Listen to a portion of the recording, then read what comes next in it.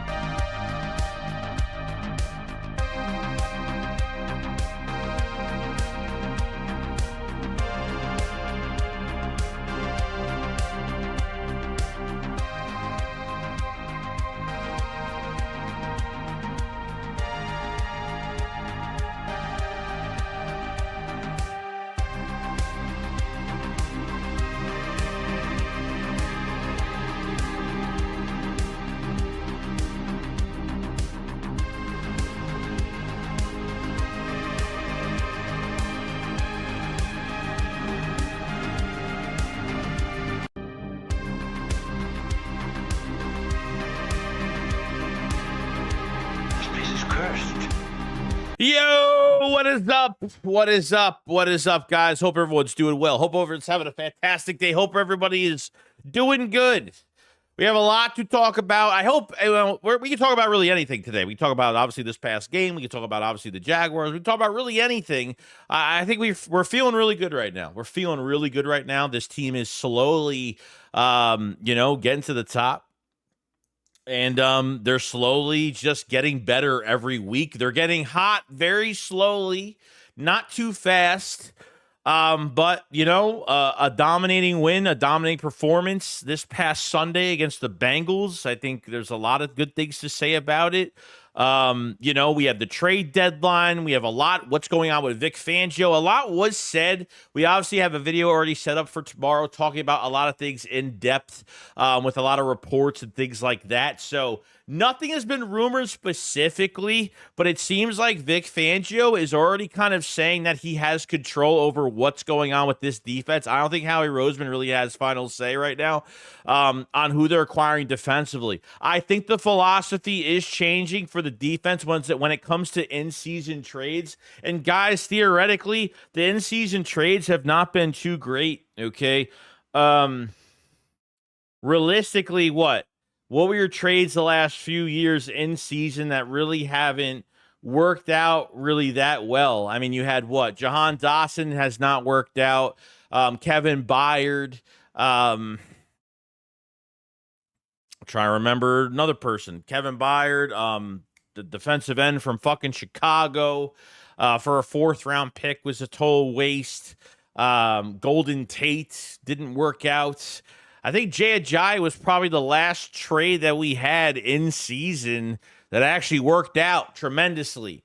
And I think that's, I think the philosophy is changing for how they're approaching this. From what Fangio is telling us at the press conference the other day, okay? Yeah, Shaq Leonard was a free agent, though, I think. I'm not sure. Well, Golden Tate was a in-season trade. He was an in-season move. 2018 or 19. I forgot which year it was. Yeah, and Robert Quinn for the edge rusher for the Bears, coming off obviously the year before with a big sack season. So the track record isn't really that good. Track record is not good. Want to say hi to everybody in the chat, by the way. I love you all, says Lord Vaughn. What's going on, man? Lord Von Howie says, need to hurry up. Joey and Philly 500 going to have a trade video up every day with the Well, there's a lot of we always, especially me, I really like to go over speculated trades, or not really speculated, but there are third-party rumors out there, okay? I always say during these videos, take everything with a grain of salt and stuff like that, okay? So we'll see what happens. Brad Peck just realized that McCoy is being indicted into the Eagles Hall of Fame. Yes, he is. He's being inducted on Sunday, which is fantastic. What's going on, Nico? Chris, whatever they do, they cannot look past Jacksonville. Yeah, Jacksonville is going to, with a lot of talk about with Jacksonville. Jacksonville is interesting. Jacksonville, they cannot look at this team. This could be a big trap game for the Eagles only because if they look past them, it's going to be a problem. Okay. Literally, the Jaguars are down 3 receivers, and they literally just traded their left tackle to the fucking Vikings today. They're down a left tackle and 3 starting receivers because of injury.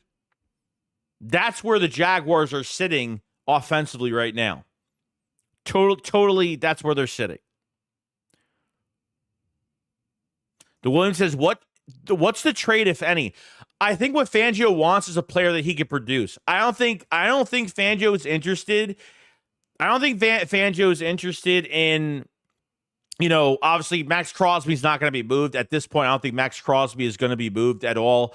I don't think he wants a Myles Garrett. Might not even want, a Zadarius or something like that. I don't know if he wants a player like that at all. I really don't. Zadarius Smith could be another one. I may have thought maybe they want to rent for the year, but it sounds like they want to do a pick swap with a team with a player that they can have for a few more years after this year. Obviously, Travon Walker would be another player the Eagles could get from Jacksonville. Since they're playing this week, we get to see this thing firsthand.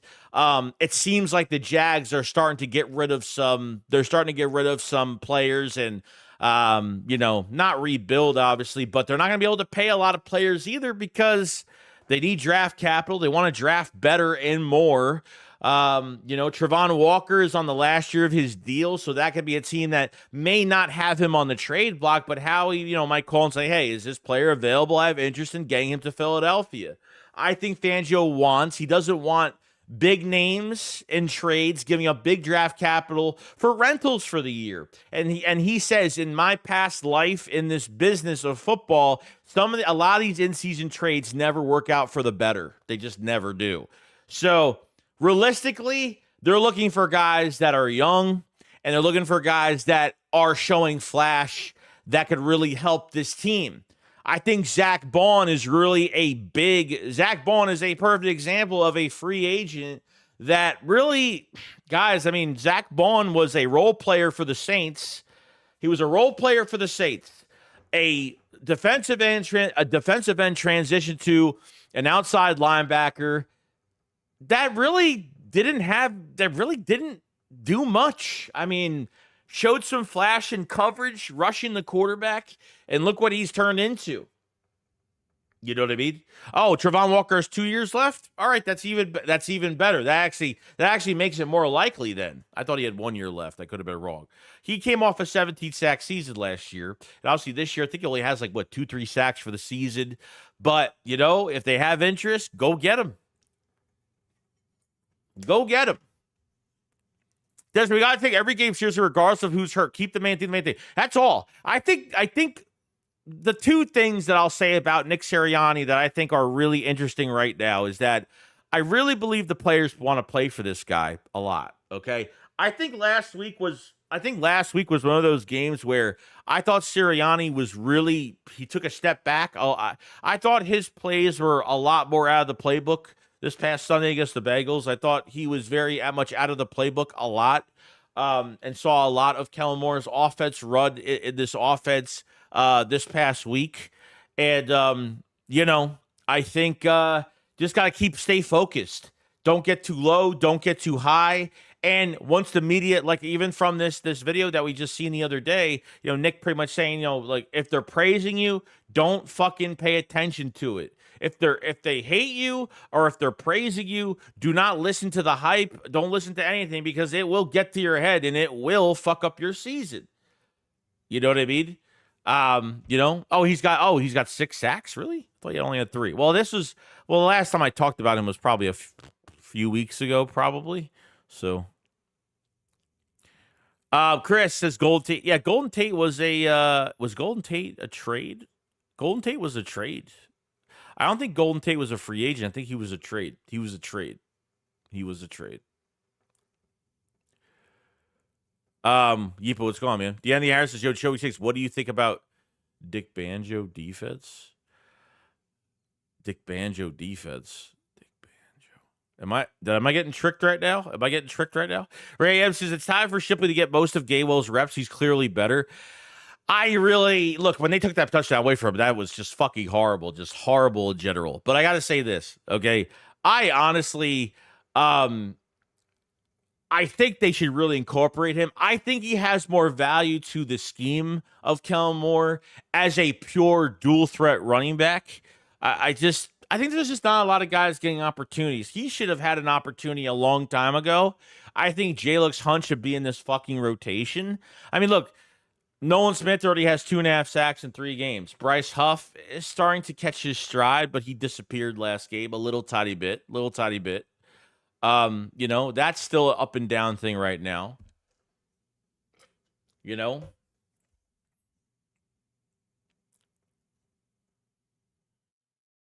See here. Chris, the Jacksonville's about to blow it up and start over. And I'm surprised Doug's not fired yet. I thought Doug Peterson was going to get fired before. I thought he was going to get fired regardless. You know, by the time we played Jacksonville, I said this a few weeks ago. I pretty much said, like, I don't think Doug's even going to be here by that time. He might even get fired. Mark said, there has been rumors of Kenneth Gainwell trade, but I don't think it's going to happen because this team is focusing more on the run offense now. No, I wouldn't trade Kenneth Gainwell. I wouldn't trade him at all. Not a fan of that. Kenneth Gainwell still has value to this offense. I just would like to see more of, I don't know, I'd like to see a dual threat in Will Shipley a little bit more. Obviously, Saquon Barkley's having a fantastic fucking year. Probably the reason why we've been winning a lot of these football games. Besides, even last game, I mean, had 100 yards, 108 yards, but he was more of a closer last week than anything. You know what I mean? So I thought I thought the Browns did a good job against Saquon Barkley. I thought the Bengals did a pretty good job against Saquon Barkley as well. But then at the end of that game, man, we tired out that defense and they pretty much waved the white fucking flag. So that's where we're at.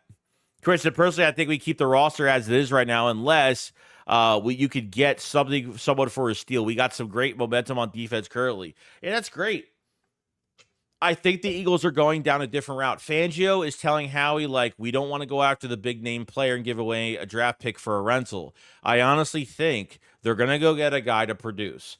I think Fangio's defense and what is all about his promise of producing players is what he wants. He wants to produce players in-house, whether it's game to game, year to year, off season to off season. He wants to produce players more than just, I mean, just imagine with Fangio here next year, what these players are going to look like by next year. You know what I mean? Having a full grasp of this system, taking time, new DC, taking players out of position. He took players out of position. He made players a lot better. He's not afraid to start young guys. I think with Jim Schwartz, he was more of a favoritism type coach where he always had Derek Barnett. He never benched Derek Barnett. He always had Nate Gary at linebacker. Didn't know how to use linebackers. With Fangio, it's a different story. I mean, Fangio's statistics post bye week, bro, is absolutely insane. If I could really find it real quick, it's actually pretty amazing. I'm trying to find the stats. Here it is. Since the bye week for the Philadelphia Eagles, okay, the bye week, okay, since the bye week, the Eagles defense ranks first in points allowed, 12 points, okay, first in yards allowed per game, 214.3, second, sorry, I just burped, second in sacks per game, 4.7, second EPA/play allowed, -0, 165. First in defensive success rate, 35.1%. And fifth in red zone scoring percentage. I didn't think the red zone scoring, I mean, we haven't really allowed that much points the last 3 weeks, but pretty fucking good. Really good. Whatever Jalen Hurts and Nick Sirianni were talking about, whatever they were talking about, man, it was pretty good. Must have been really good. We got Patrick Ferrero. What's going on, man? I think we game planned a short pass, quick game due to O-line injuries. It's by far been the most production by Hurts of this offense. Yeah, I agree. I agree with it. They showed a lot of short pass, short window throws. Short window throws. Protection was amazing. Did you see Fred Johnson against Trey Hendrickson? Fucking shut his ass down. Trey Hendrickson goes into this game against the Eagles with 7 sacks. The team has 12, and he accounts for 7 of them, and literally nothing. I thought Hubbard actually had, against Lane Johnson, Hubbard actually had more, I think had a lot more pressure on him, but Trey Hendrickson totally shut down. Now, somebody's got to look for me on Fred Johnson's contract. Is Fred Johnson a free agent after this season? Last year in 23, he signed a 2-year extension, I believe. So, but this was in the offseason 2 years ago. So back in, sorry, not 2 years ago. No, last year. Last year in the offseason, he signed a 2-year extension. I think he's a free agent after this year. I think he signed a deal for last year, and he signed a deal for this year, which this year is Fred Johnson's last year of his contract. So, obviously coming in at a really good time. Tyler Steen coming in for Mekhi Becton ever since he had the concussion. He's played 80-something snaps, has not giving up a pressure whatsoever. Just fantastic. Fantastic, man. Yo, Stu, what's going on, man? Jonathan Dolvers, our defense is looking dangerous, Joey, and Hurts is proving why when he has good coach. I've said this, man, like, that's why, like, when all of these fucking fans, they go towards this quarterback 100% and doesn't look at the coaching staff before anything, I agree, like, I need to see more. Like, the one thing I really want to see was I need to see Hurts under Kellen Moore 100%, or at least like 90 to 95%, just to see what we're dealing with here. If this quarterback is going to be in rhythm. And yeah, there were some plays where he's taking 3-4 seconds to throw the football. But let me tell you, man, short window throws. Greg Cosell, I know he's been covering the fucking NFL for a long time, but I got to say this, okay? I don't care what a quarterback can and can't do, but when he says he can't go through his progressions, he can't throw middle of the field, you know, it's bullshit, man. It's fucking bullshit. You know, like, there's no way, in my opinion, and I'm going to say this right now, is that I know Jalen Hurts can make the plays, but let me tell you something. Like, when this quarterback is not in a fucking rhythm, and you don't have the right route combinations, you're not getting specific guys open. Now, of course, we could fucking break this whole thing down and say, well, there are some things that bother me with this offense where I could say, well, Jahan Dotson needs more of an opportunity here. Like, in the flat, he's like waiting for the ball or pretty much begging Jalen Hurts to get the ball. Like, why even trade for Jahan Dotson when you're trading these fucking third receivers like they're the redheaded stepchild? You know? And that's a whole nother thing that's going on. You know what I mean? Don Lewis says, hold on. Jeffrey Simmons or Dexter Lawrence should be the target. Yeah, well, you wish. They just paid Jeffrey Simmons and Dexter Lawrence. I don't know if he got his 10th sack on Thursday. The Giants look god-awful, by the way. Look, there were so many fucking penalties, I actually turned the game off for a little bit. I just couldn't deal with it anymore. I was trying to watch it. It just wasn't doing enough for me. Ron says, what's going on with Bradbury and what are we doing with him and now that we're going young? Bradbury is just a bad contract. If Bradbury gets to the active roster, then you have to get rid of somebody.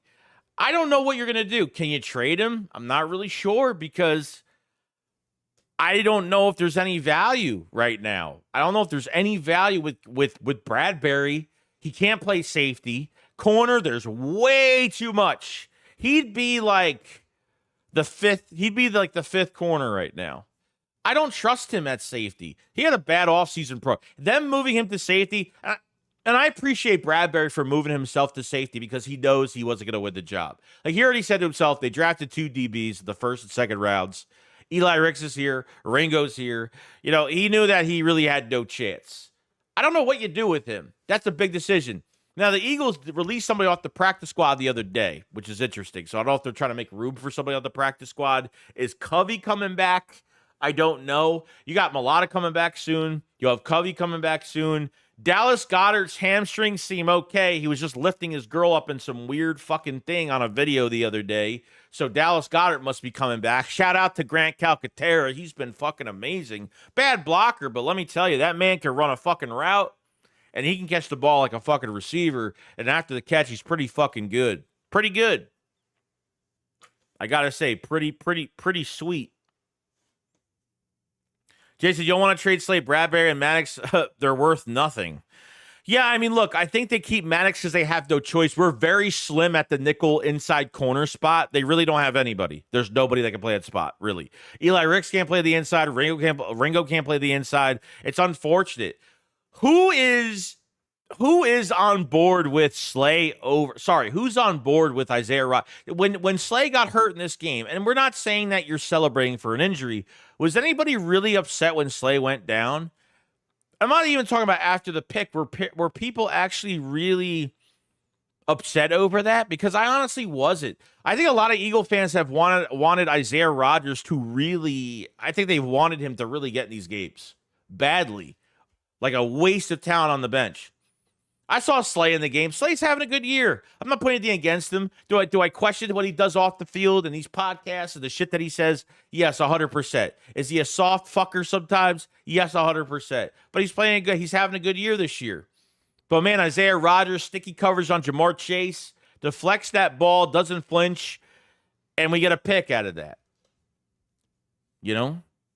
Get a pick. Chris says the Johnson combo at tackles is fantastic. Fred has stepped up in big. Oh, no, he really, big time. He has. He totally has, man. Football, sorry, I've been MIA working 7 days a week right now trying to get Christmas. Hey, dude, do your fucking thing. Don't worry about watching these streams. Go help your family out, bro. Go help your family out. I'll never be mad for people not showing up. Trust me. Trust me. My first question to everybody is, how do people even want to hear what I have to say half the time?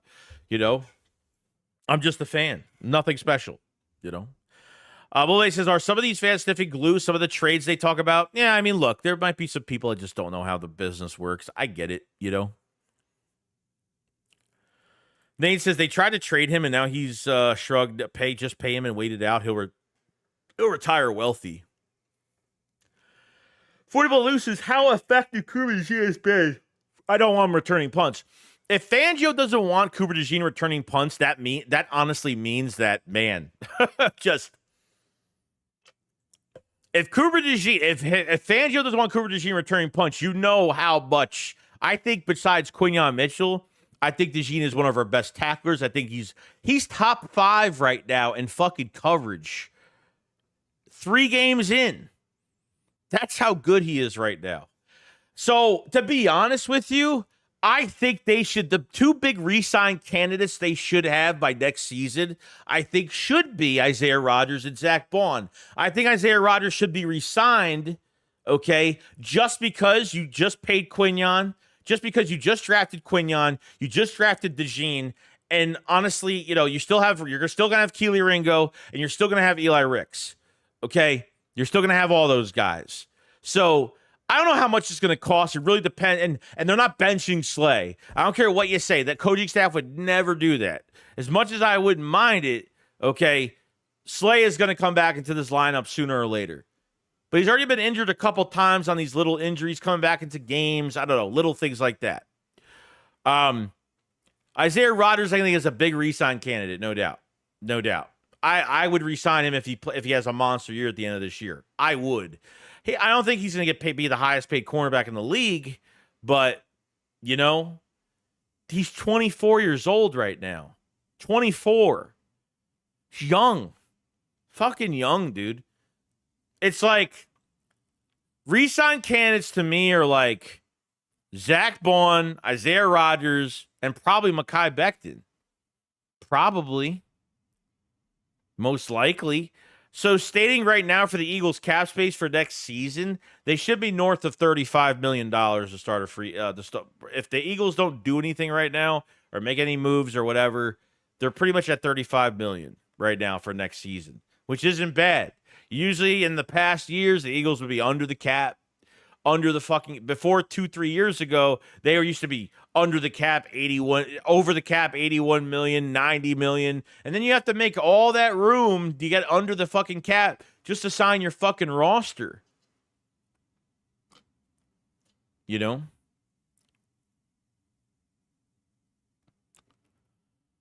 Keith says Slay, Goddard, Maddox can keep that bench warm.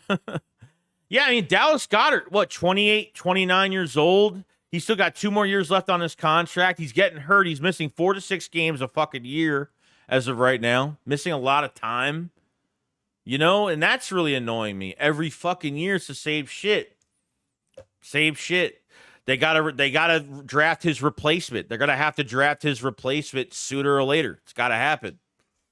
You know? Rollins' Q's numbers are ridiculous in his with his yards and receptions against. I forgot what the numbers are, but they're absolutely ridiculous. Like there was a play in this game where they tried to get Jamar Chase open, aimed at Jamar Chase to get the pass, and just didn't want to trust throwing the football. Like Q, I don't even know. I don't throw that lockdown word around because lockdowns aren't draft. Like you don't draft a corner in the first round and call them lockdown. Like lockdowns specifically are guys that you draft like in the third to fucking sixth round that are like complete lockdown gems. Like guys like that are fucking lockdowns that play pretty fucking well. Richard Sherman drafted what, fifth, sixth round? I forgot what he got drafted, but look what happened. But Q though, man, I mean, can he become that? 100%. I mean, I don't think he's got respect on his name yet. Defensive Rookie of the Year, what's going to hurt him is obviously not getting these interceptions. It's unfortunate. DeJean missed one this past week. I mean, we got one with Chauncey at least, but, you know.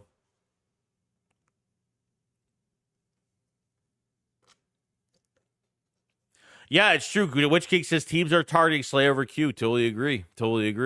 For says Becton has to stay healthy to resign him because he's one spot. I know we could draft in the middle rounds, and I have confidence that we can get them rolling. So Becton has a concussion. I don't really blame concussions on players too much. Like it just happens. Especially on the offensive line, you get a concussion, then something must have really happened there where he missed like 2 games already. Tyler Steen has been playing fucking great. Tyler Steen and Becton were really neck and neck this past training camp. Unfortunately, Tyler Steen got hurt a couple times, and pretty much, I think Becton would have won the job regardless. But I got to say, man, the plan is like, if Lane Johnson retires in a couple years, Becton will move to that right tackle spot. If they re-sign him after this year, Becton will become the right tackle. And I think it's going to be between Steen, and most likely it'll be between him and what's his name? The Michigan dude that I have really high praise over. The Michigan guy, whatever his name is. I forgot his name because I literally just brain farting his name because I haven't talked about him in so damn long. Holy shit, how am I forgetting his fucking name?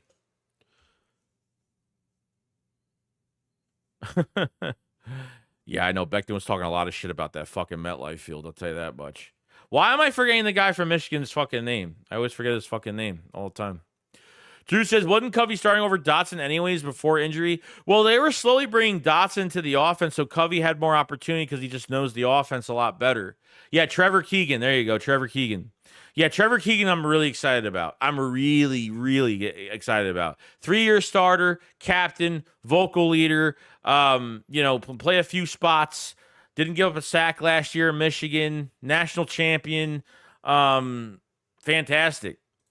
Henry J. Down says, do we sign Milton Williams? You know what? I don't think we do. I honestly don't think we re-sign him. I think Moro Ojomo's been having a really fucking good year. I really do. Jalen Carter's still here. Jalen Carter actually had some nice pressures in that game on Burrow last week. But the problem is we just couldn't get off our blocks and get his ass down. Containment was a little bit of a problem this past week. But it's no big deal. They just can get better by the week. But Moro Ojomo is a 7th-round pick. I mean, he came out of college really as a good run stuffer and really flashed on a nice pass rush, his pass rushing. But let me tell you, man, he has been really good. Him and Thomas Booker. Thomas Booker's been pretty good too in the late rotation. I thought he's been a pretty good player. He was really a big surprise signing on the active roster coming out of training camp where they kept how many defensive tackles? 7, 6. I forgot what the number was. I was surprised they kept more. I guess they just didn't want to. They really just liked Thomas Booker a lot. And that Moro Ojomo, man, he been playing really good. I don't know. I don't think you sign Milton Williams again. I really don't. I think you really go through this draft. You draft offensive line, you draft edge, you draft D, you draft pretty much both. I think you draft both positions in the trenches. You draft a tight end. I mean, I think safeties are pretty fucking deep right now. Sidney Brown, they really got to find some room for him somewhere. Sidney Brown has got to play. I think he's very rangy. I like him as a safety. I think they have to. I think by even in the future, like I don't think DeJean will be a nickel corner the rest of his career. Nickel corners are not easy to find. They're just not. Cooper DeJean has been fantastic. I mean, the upgrade in that and him now settling down and the defense becoming better with him in it is fantastic. His coverage is bar none. His tackling, that 4th-and-1 play on Jamar Chase, followed him from the left side of the line all the way to the right, kept his eyes on him like a fucking hawk, and made that tackle fantastically. He did a really good job in that game. Fantastic. We got 324 in the chat. Make sure you subscribe to the channel. Make sure you like the stream. Thank you so much for coming in today. Definitely check out the latest video on some of the trade deadline news and all that great stuff on the last video I did make. Check the pinned comment, obviously, for becoming a Shake Squad member, supporting the channel. Check out my TikTok. Check out the Discord server where I do talk to all the supporters and subscribers once a week. And we talk about, we'll be on a vid chat and we'll talk about the game and we'll just talk about things and vent to each other. So check out the Discord. Check out all the links at the bottom there. So. But here's the Joey. You think there's a chance we'll be sellers this trade deadline instead of buyers? I think selling-wise, there isn't. Selling-wise, it really depends if they feel good about somebody, okay? Like, I know people will probably say, someone said Gainwell earlier, don't think it's going to happen. Bradbury, they can give it a shot, but he's got this contract behind him right now. It's not like Bradbury's cheap right now. Bradbury got paid, and he hasn't looked great. Just hasn't looked fantastic at all. I don't know what happened with him, just not looking good. Obviously, bad coaching behind some of these players, so a lot of these players didn't look great last year. I'm wondering who else they could trade. I'm not really sure. Not really sure, man. I don't want to get rid of Tyler Steen. No fucking way. I'm 100% we can't get rid of Fred Johnson yet. I don't know what else. I think you really need everybody. I don't know what other value you're looking for as being big sellers right now. Slay would be an interesting one just because if he's not a part of your future, which he is not, he's treating the season like a farewell season, that's as much as I have it right now. It's nothing more than that right now. Yeah, but he's coming back. He's on IR, but he's coming back in a couple of weeks. He's coming back within a week or two. You know what I mean? So he'll be back sooner or later, and then the Eagles have to make a decision what they're doing. They're definitely going to make room for Britton Covey to come back. They're going to have to. I felt like they've done a really good job with Britton Covey. Britton Covey will go back to punt returns, no doubt. But secondly, with Britton Covey, I really liked him being formed into this offense as a third down gadget type receiver, if that's really how they wanted to treat him. So really, not too bad at all. I thought that was pretty good. Lord, can you make trades at any point of the year? What is so special about? Well, that's the deadline. You can't make trades after a certain, what is it, week 8, week 9? After week 8, before week 9. I think week 9 is the last week. I think week 9 is the last week. I could be wrong. I think one more week and that's really it. So that's the whole point of it. The point is you can't acquire players. You have to sit with what you have the rest of the season, and that's really it. So. Big D said that Kobe Dean is slowly coming on into his own. Yeah, he had a really good game. I mean, he had 9 tackles. He had 9 tackles, 1 tackle for loss. I think a fumble recovery, the one that Zach Bond punched out. That's Zach Bond's first forced fumble of his career. He's never forced a fumble. Fangio has turned some of these players into some really. Zach Bond is going to have a lot of interest, man. I have a lot of interest, man. That's the one man that cannot leave Philadelphia. No, do not make a TJ Edwards fucking mistake again. Please don't. Do not make that same fucking mistake. I'm sorry, but if they let him go, you're pressing the restart button all over again. It's like you keep linebackers in Philadelphia when they start playing well, not all the time, but when they, start playing well and then they walk into free agency, you don't pay them. You're hitting the reset button all over again. It's like all that production, all of that work that Fangio puts into Zach Bond is going to go down the drain because he's not going to be a Philadelphia Eagle long term. So the next philosophy type move they got to really change is they really have to change is pay a fucking linebacker long term. Jeremiah Trotter Jr. hasn't hit the field yet. He will have his day. He will have his moment. Oh, yeah, that's another one, Big D says. LJ Fort was another fucking mistake. You know what? I've always forgot that guy that was from Pittsburgh. Came to the Eagles. Left the Eagles and joined, Baltimore? And he played like fantastic. Another fucking linebacker. And he talked a lot of shit about Philly when he left. He said that they didn't know what to do with me. They didn't know, that. They didn't know how to produce linebackers. Bobby King, the one thing they have done this past offseason program, those hirings of those coach, like Christian Parker at corner coach, fantastic. Clint Hurt, defensive line coach, love him. Past defensive coordinator with Seattle. Look what he did with Seattle's defensive line the last few years. They're not that bad. Bobby King, Shayad, that linebacker that hit free agency, got paid a lot of money.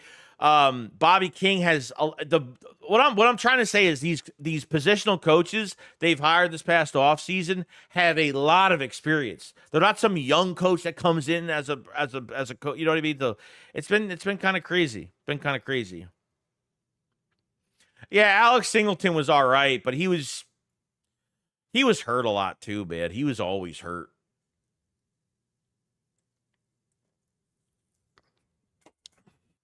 Unfortunately.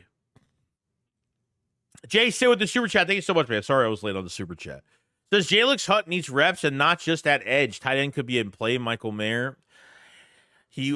Michael Mayer, Las Vegas, he wants out. We'll see what happens with that situation. I didn't know he even wanted out at all. Jalix Hunt, though, he's a big perimeter guy. We all know this. Went to Houston Christian. A safety transformed into an edge rusher. 6'3", 252. You saw the way he was making play. He can cover tight ends. Going in coverage from the edge position. He can cover tight ends. He's got really good football IQ. He can get off his blocks. He's got he sees things before they happen. He's quick to the football. He changes direction. He's very rangy. Jalix Hunt is not getting enough opportunity in this defense at all. I don't even think it's enough. So, Ball was wasted in New Orleans. I agree. Well, yeah, definitely 100%. So, how is it going to pay linebackers more than $5 to $6 million? They're so rigid in their views when it comes to the linebacker position. Yeah, well, you know what? We got to see if they change their ways. We don't know. Look, they don't pay running backs, and look what they did. They got a special talent in Saquon Barkley, and look what's going on. You know what I mean? You got to give it time. Opportunity. I mean, Fangio loves Zach Bond. If he lets Zach Bond go, and I honestly think that Fangio has a lot of control when it comes to his defense and what he wants. The front office respects him, and I think they're changing their ways, especially at the trade deadline. Fangio doesn't want a big-name player to rent for the year and waste draft capital because he's been through the league for 30 years. He's been coaching, and he says, you know what? I've seen way too many teams I've seen way too many teams trade for players, never work out. I think he wants to get a player with 1 or 2 more years left on their deals, okay, that they can produce. So if it's a Trevon Walker with 2 more years on his deal, and that's the type of player that you want, you go get him and give Jalix Hunt more snaps. I don't think they go after a Myles Garrett from what it sounds like. I don't think they go after any of these other guys. They get a younger player that they want that has – look, if Fangio has already brought out the best in Dean so far, he's healthy, knock on wood. He's brought the best out of Quinyon Mitchell, Cooper DeJean. He's brought the best out of, obviously, your linebackers. Like I said, it's a big position it's a really big position right now. that you really need to keep in house. Fangio is not.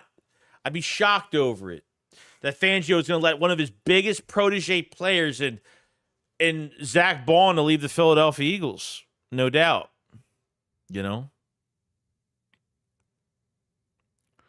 Because the edge rusher is a major weakness. Smith isn't as good as advertised, but maybe another year he might be. Sweat's production ran out. Graham is ready to retire, and Reddick's replacement is the worst. Yeah, it's not great.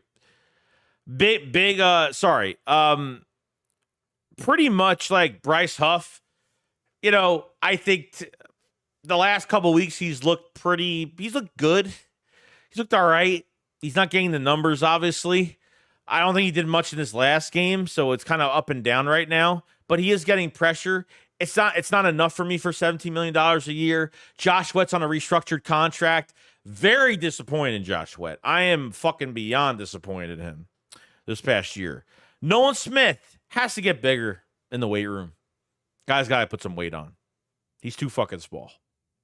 Way too small. What they need to do with Nolan Smith, what they keep doing is line him in a wide 9. Put him wide. Let him pick. He needs to attack a gap. He can't bull rush tackles, and when he does, he gets fucking beat. Gets beat immediately. So it's a good thing to see that we're seeing production from him every week, the last 3 weeks. It's fantastic. It's awesome. Friggin' awesome. Keep it going, man. If he could end the season on 5-6 sacks, I'll be fucking happy. That's a nice start for him. But you know what? Going to this past offseason program and training camp, I thought they would have at least tried to put him as an outside linebacker or something of that nature because I think he's got tremendous athletic ability. It's just his size as an edge rusher. Yeah, it's just, he's just undersized, unfortunately. That's where we're at, Joe, what's going on, man? Say, hey, what up? Since we beat the Bengals finally in Cincy, what teams the Eagles have not beat in their stadium? I honestly don't know. I would have to check it out. We've had, obviously, the Superdome was a big win against the Saints. The Bengals was a big win.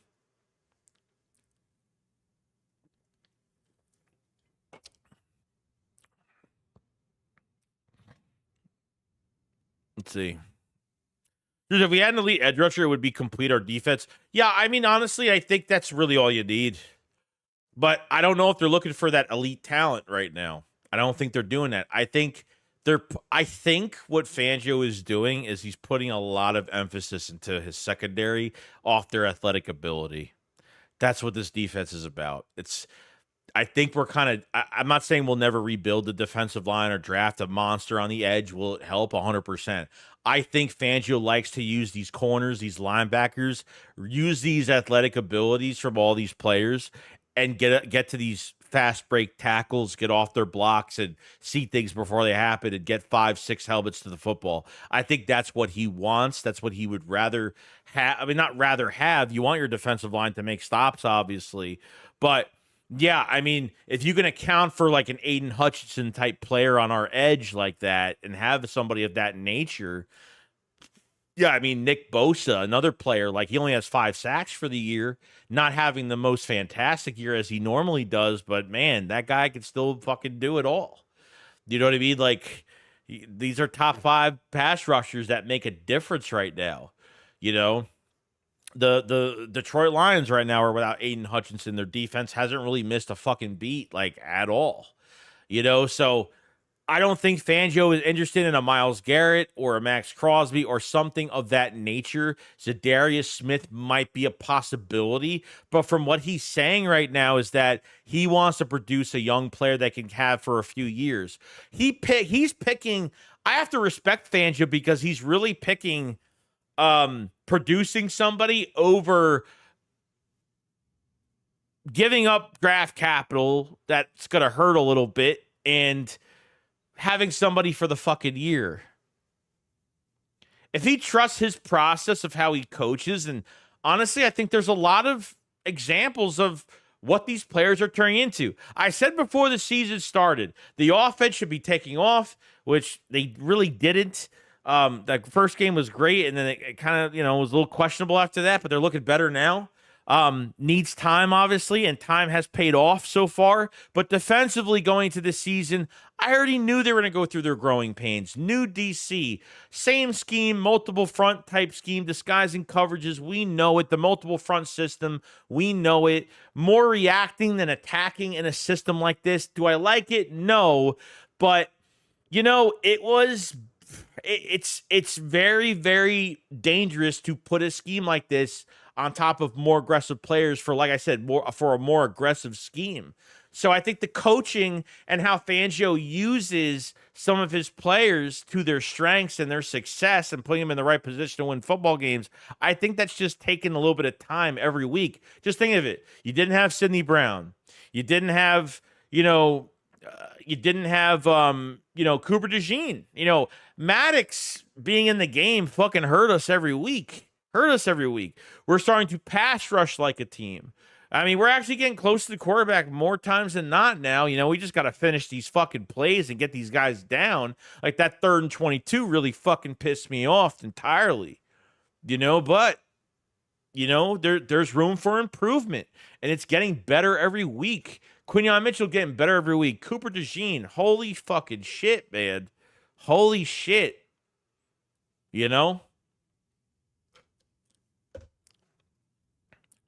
I think they're moving in the right direction, man. They're moving in the right direction.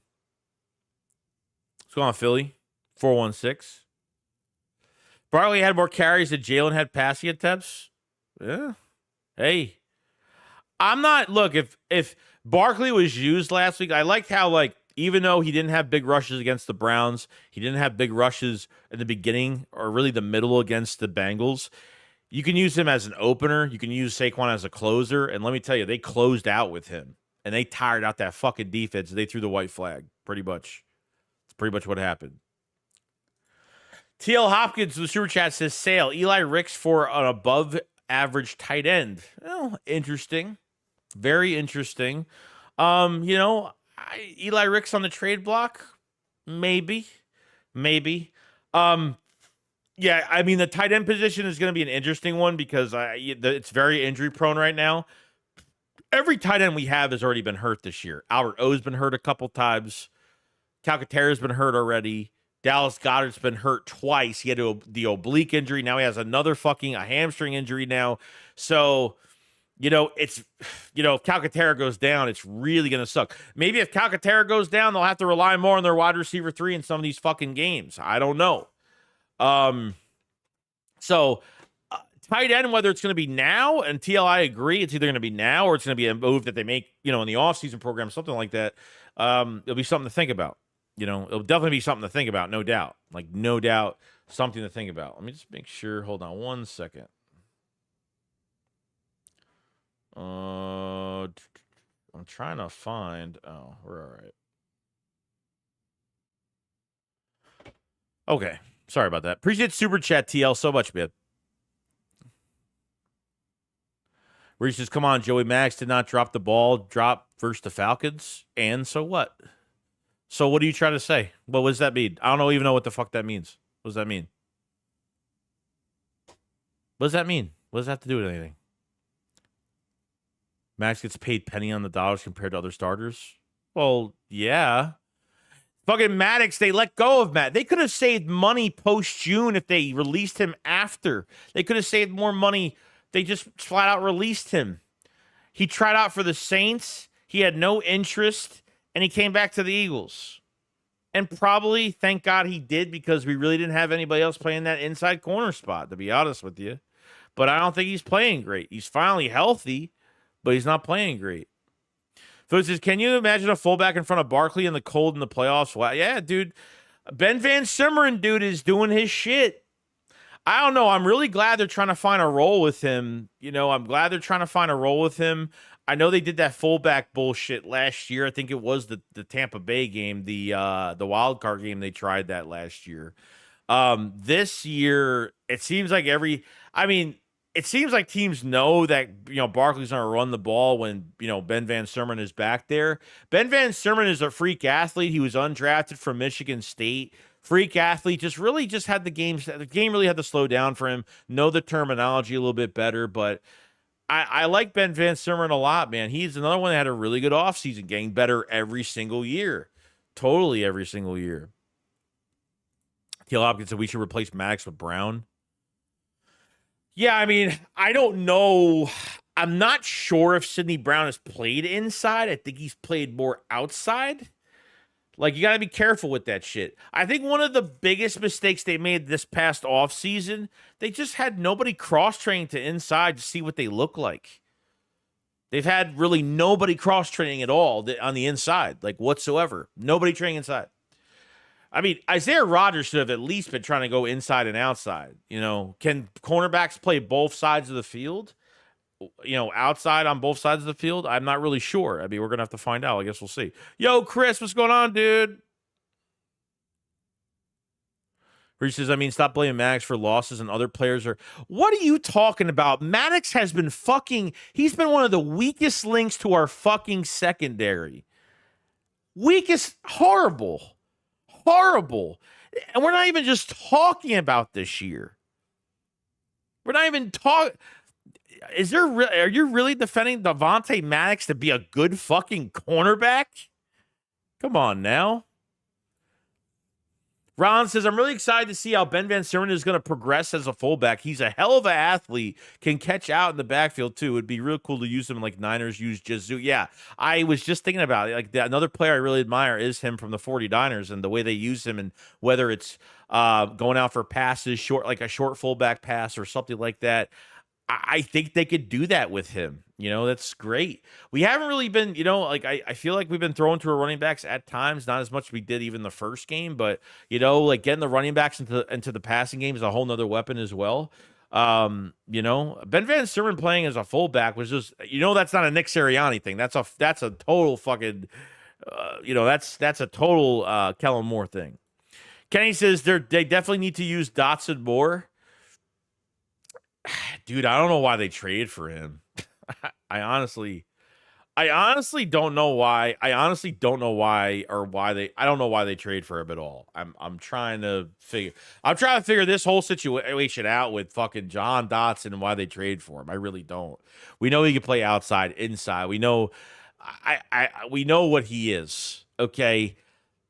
Like, why has even when like Devontae Smith and fucking even AJ Brown were even out, like they had nothing drawn up for these guys.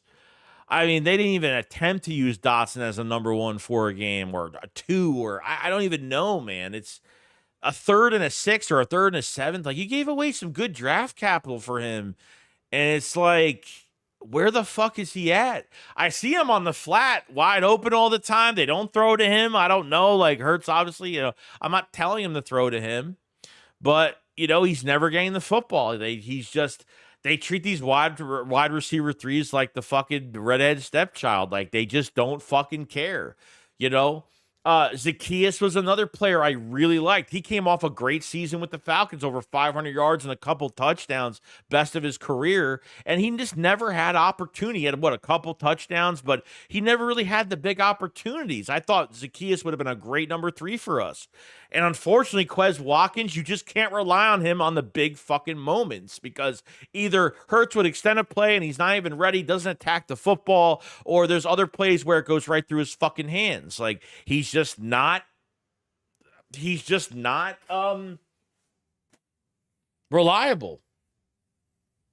You know, Quez Watkins has his ups and downs, but his fumbles, his ups and downs, he just couldn't do much.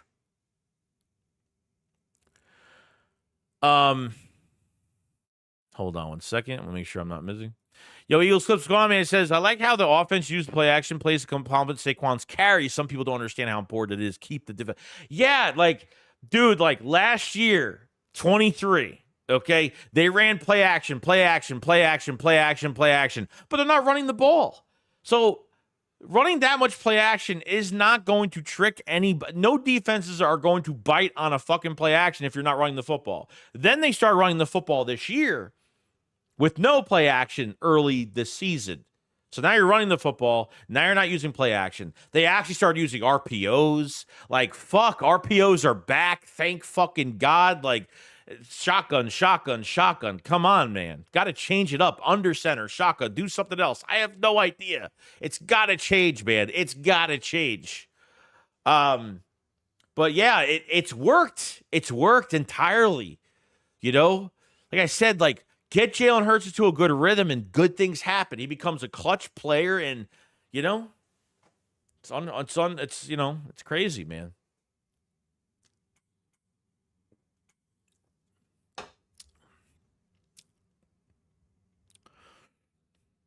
We got a super chat from Slick. Thank you so much, man. He says, Joey, can we trade Bradbury and Max to Chargers? They have 3 cornerbacks on IR, including Asante Samuel Jr. We can get picks or even Khalil Mack. I don't want Khalil Mack. I honestly don't. I feel like I think that is one of the. I don't know if Khalil Mack. Like I'm not. This is another situation where a guy's coming off a big sack season last season. I don't think Fangio has interest in older players coming to Philadelphia. From what it looks like, I don't think he wants a player like that. I think he would take somebody a lot younger than that. I don't don't care about what they had together in Chicago, if they know each other. I don't think from what Fangio said the other day on like getting a younger player that can produce for a few years that can help this team defensively, that would make more sense than grabbing a guy that's going to be a little bit more expensive. I don't know what they're going to want for him. And honestly, if you're going to give a big draft capital for an older guy that we're taking a big, chance on to help this defense, it's going to be interesting, man. It's going to be interesting. I didn't even know Asante Samuel Jr. was fucking hurt. Man, Asante Samuel Jr. over a lot of people said we made a big mistake from Landon Dickerson over Asante Samuel Jr., man. Everybody was very nervous about that, but I'm glad it worked out. I'm glad it really fucking worked out tremendously for us. Totally. Yo, town and country, what's going on, my friend? He says, just checking in, big bro. Let's hope Nick doesn't stop letting Saquon from getting his 20-plus. Well, look, I mean, his 20-plus carries, it's not even necessarily like, when it comes to Hurts and it comes to Saquon Barkley, you want to keep Hurts between 20 to 30 throws a game. Never over that. You go over that, you're fucking struggling. Then you're doing something wrong, obviously. Keep Jalen Hurts between 20 to 30. If it's possible. If not, if the running game's working better, then great. There's no, there's nothing wrong, But Saquon Barkley is such a different talent, like even like the Giants game where he had like 17 carries for 170 something yards. It would take running backs 25 to 28 carries just to get 170 yards in a game. Rushing. Okay, to have statistics like that. So necessarily, do I want Saquon to have the ball over 20 times? This is how they use Barkley. They use Barkley in the first quarter. They use Barkley in the second quarter. Once the 2-minute drive hits, okay? Once 2-minute warning hits, the Eagles use Gainwell for the end of the set for 2-minute offense. I don't like it. I hate it. I can't stand it. And then third to fourth quarter, they share a little bit. Saquon involves himself a little bit more in the third, and then they start to really pull him out a little bit. And then Gainwell gets more of an opportunity with Will Shipley at the end of the game if they're winning by multiple touchdowns and it's not close, something like that. So it doesn't always have to be 20-plus carries. Plus, at the other end of the stick, you got to keep Saquon healthy this year and keep him good to go. You don't want to rush him 25 to 30 times a game. His body will not even last that long. But what's the big upgrade from when he was with the Giants, not, from now with the Eagles, not just because of the roster that's around him, but it definitely involves it because most of the time with the Giants, he would have to make a guy miss in the backfield. He has never been this healthy like this to where he has no issue getting to that line, being untouched, and getting to that second level where anything can happen at any given moment. And I think that's been a really fantastic thing with him. It's been a fantastic thing with him. So, yeah.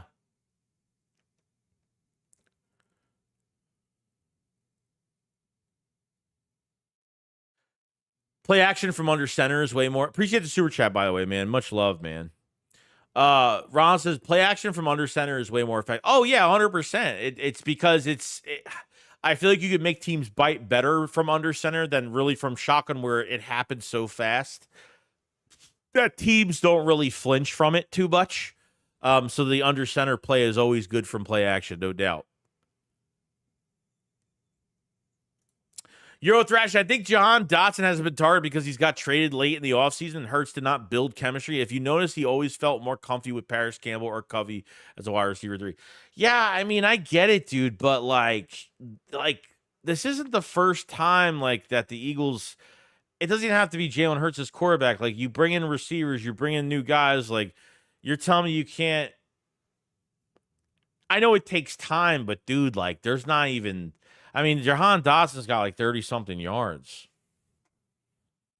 I'm sorry, but for the draft, you gave up a 3rd-round pick and a fucking 7th, dude. It's not like you gave up like a 7th-round pick for him and they can just do whatever they want.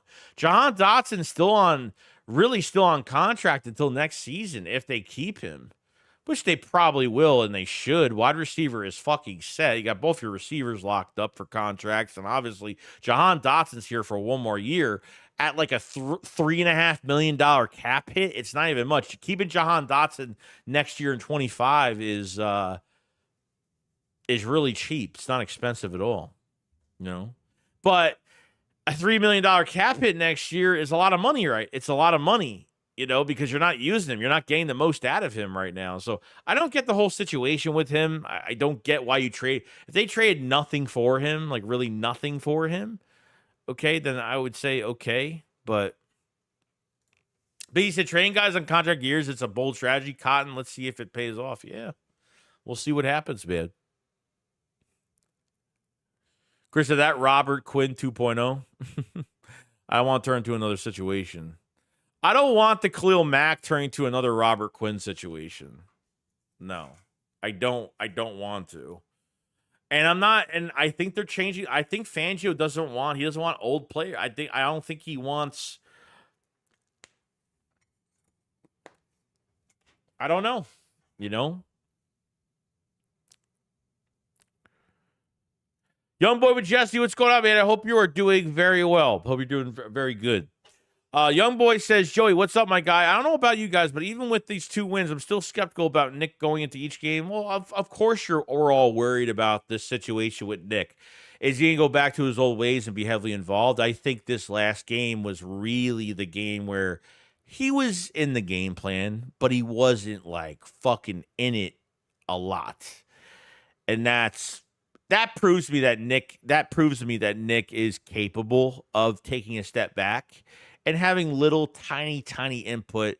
All I want to see is Kellen Moore have some control behind Jalen Hurts and what goes on in the field.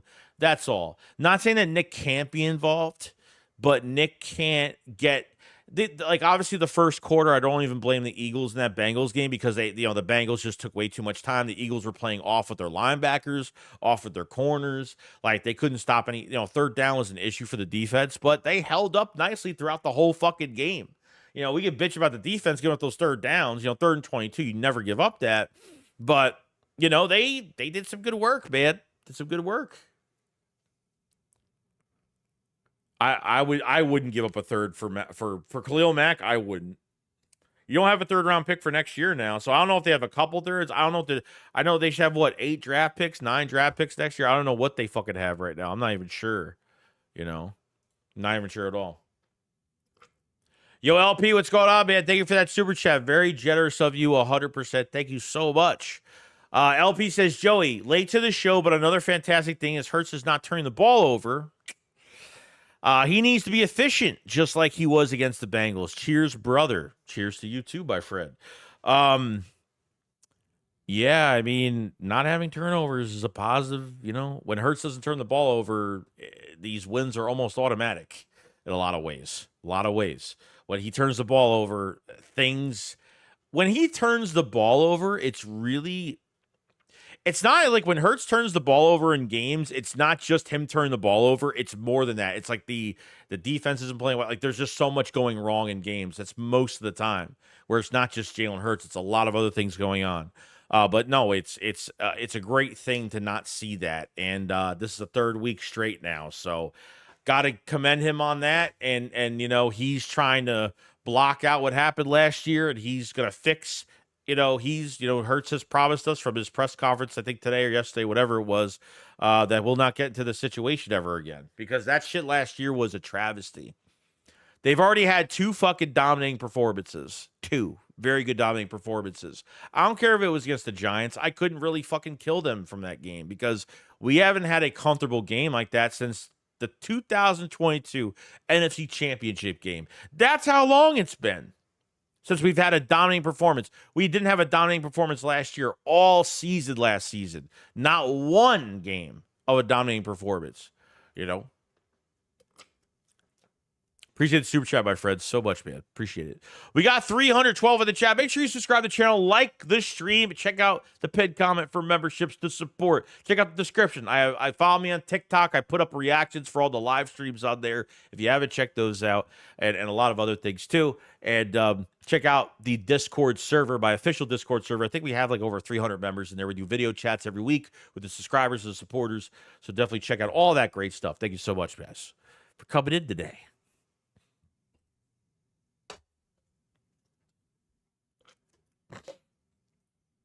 Big D says Bengals' confidence was shaken after that Smith touchdown. They made a bevy of mistakes in every drive after that. It all fell apart. No, I agree. I think that took the wind out of them. And I was actually shocked over that. I was shocked over that, man. The protection was fantastic. Jack Stahl was blocking was blocking an edge guy for 8 seconds. There was so much space, and Devontae Smith with the big boy catch, man. That was what I just flipped out over. Totally flipped out over. Mike said, I think Steen is a better pass blocker than Becton. He's great in the run game, but Steen got him on the pass blocking. I agree with that. I think Steen has done really well in the run blocking, to be honest with you. I've actually felt pretty damn good about him in the run blocking, to be honest. Chris, I'm telling you, if we can get one good edge next year, our defense can be scary. So, like I said, I think they're looking towards the draft next year as well, because why trade for a guy, for an older player, even if he's 26, 27 years old? Like, they might not want to go that direction. They might want to go a Trevon Walker or something like that to produce, and then go into the draft next year and really rebuild this defensive line from the ground up all over again. Because for me, I feel like DTs and edge rushers can catch on a lot quicker than drafting a corner in the first round, or drafting a nickel guy, or drafting a linebacker. I feel like you can I think you're with a defensive lineman. I feel like because they don't really have to worry about too much, but just rushing a gap, and that's really it. So I feel like, if they get a guy in the rotation, they trade for a guy right now that they can produce for a few years, so he will be on contract for a few years, whether it's 2 years or something like that. No, he's going to be in Philadelphia next year, okay? Then you go into this draft next year and go get your number one guy that's going to really get a lot of attention on that fucking edge. You know what I mean? The one guy I've been watching is that guy from fucking Penn State. Fantastic. The problem is the Eagles are probably going to have a low-ass fucking pick this year, unfortunately. So the way this is going right now, but Key says we should be getting a third from the Jets, or is that the 26? That's 26. No, this year. So if Reddick plays 68% of the snaps, okay, Reddick plays 68% of the snaps, and he gets 10 plus sacks, we get their second round pick.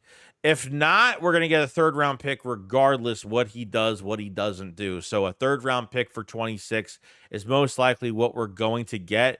Reddick did play last week. Apparently, I don't think he did much at all. I don't think they gave him a lot of snaps, or he might not even fucking played. Apparently, he was supposed to play. So we'll do our thing.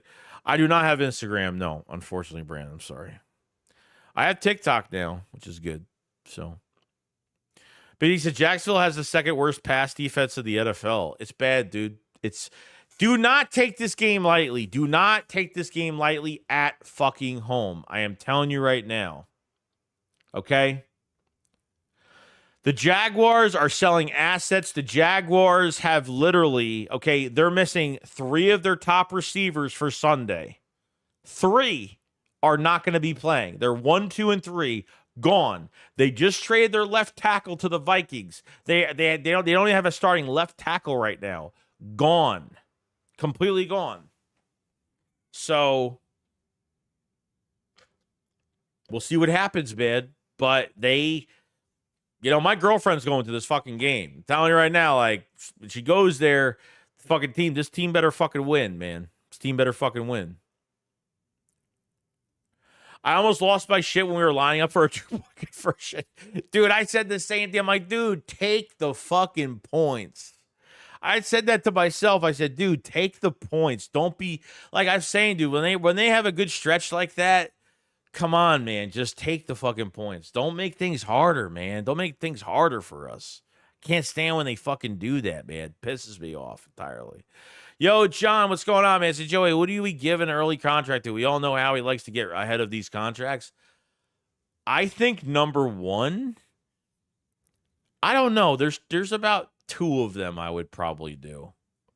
The first one I think I would do entirely right now is I think you should sign Zach Bond to long term. But I think what's more important than Zach Bond is your offensive line. So is Mekhi Becton deserving of that money? Here's the great thing about this Mekhi Becton situation. The bad thing about it is if they don't re-sign Mekhi Becton, then if Lane Johnson retires in a couple years, who's going to play that spot? I don't know. It's not going to be Jack Driscoll, whether he's here or not. The guy from Michigan will probably most likely play guard than tackle, most likely. I don't think you have anybody to back up that right tackle spot once Lane leaves. Tyler Steen could be a right guard his whole fucking career in Philadelphia. So to replace Becton, sure, with a couple more years with Lane Johnson, Tyler Steen could take his spot if they don't want to pay fucking Becton. So there is, they'll draft an offensive lineman this year. They'll draft an offensive lineman. They'll have somebody come through fucking waivers. They'll have an undrafted free agent that they pick up that's stout. I don't worry about the offensive line when it comes to Stalin. I really fucking don't. But if you want more stability, and Becton's playing out of his mind by the end of the year, I don't think he'll be the highest paid guard or anything like that. Or sorry, whatever the case may be with that. Left tackles really deserve more. They should get paid more than right tackles because most likely these are right-handed quarterbacks. Blind sides usually get paid more money, mostly.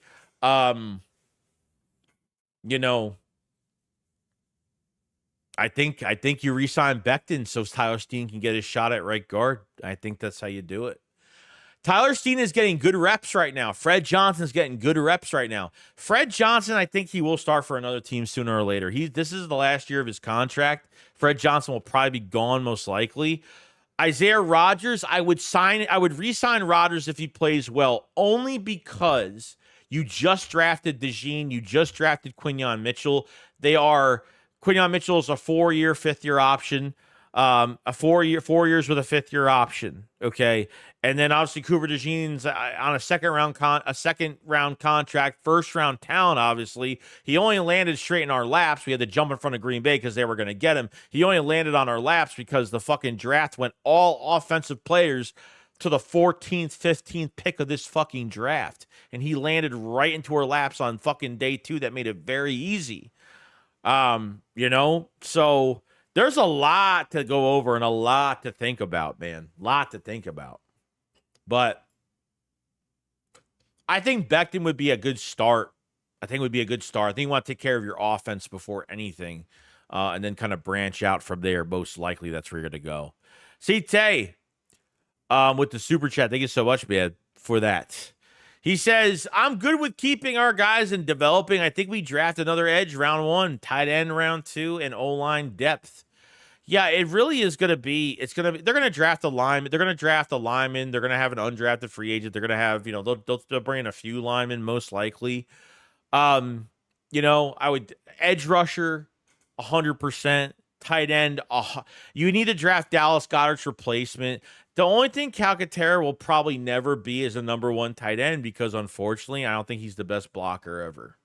So if you can't block as a tight end consistently, you're not a number 1 tight end in the league. That's just what it is right now. But Calcaterra has been playing He's been great. He had one good block on Jalen Hurts, but he had that rushing touchdown when he ran the draw to the outside. He did really well. He did really well on that. I thought he had a good block right there, so not bad. But I don't think he's that much consistent, so we have to watch out for that, you know. Appreciate the super chat, by the way, man. Much love. Nicholas Johnson, Billboard Bain is our defense. Because his NFL weight setting in. Mike says, if we don't trade Bond, need to be extended, and I want to see a full game of Rodgers, and hopefully is good enough to get extended. I hope so. I hope so. I'm already ready. Like, I already kind of, like, once we play more games down the road, I'll already have a blueprint. Like I said, like, what you can get, like Eli Ricks, if you want to trade him for draft capital, you could do that. Right now, if that's what you want to do. But I think having Cooper DeJean and Quinion drafted at the same time is good and bad. Bad because you got to pay both of them at the same time. But secondly, it's good because of this Isaiah Rodgers situation now, you can keep Rodgers on a 3-4-year deal.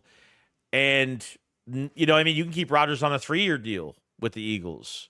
As the number 2 in Philadelphia, Quinion as the number 1. And I would honestly draft another fucking an inside cornerback in the later rounds that could play really well.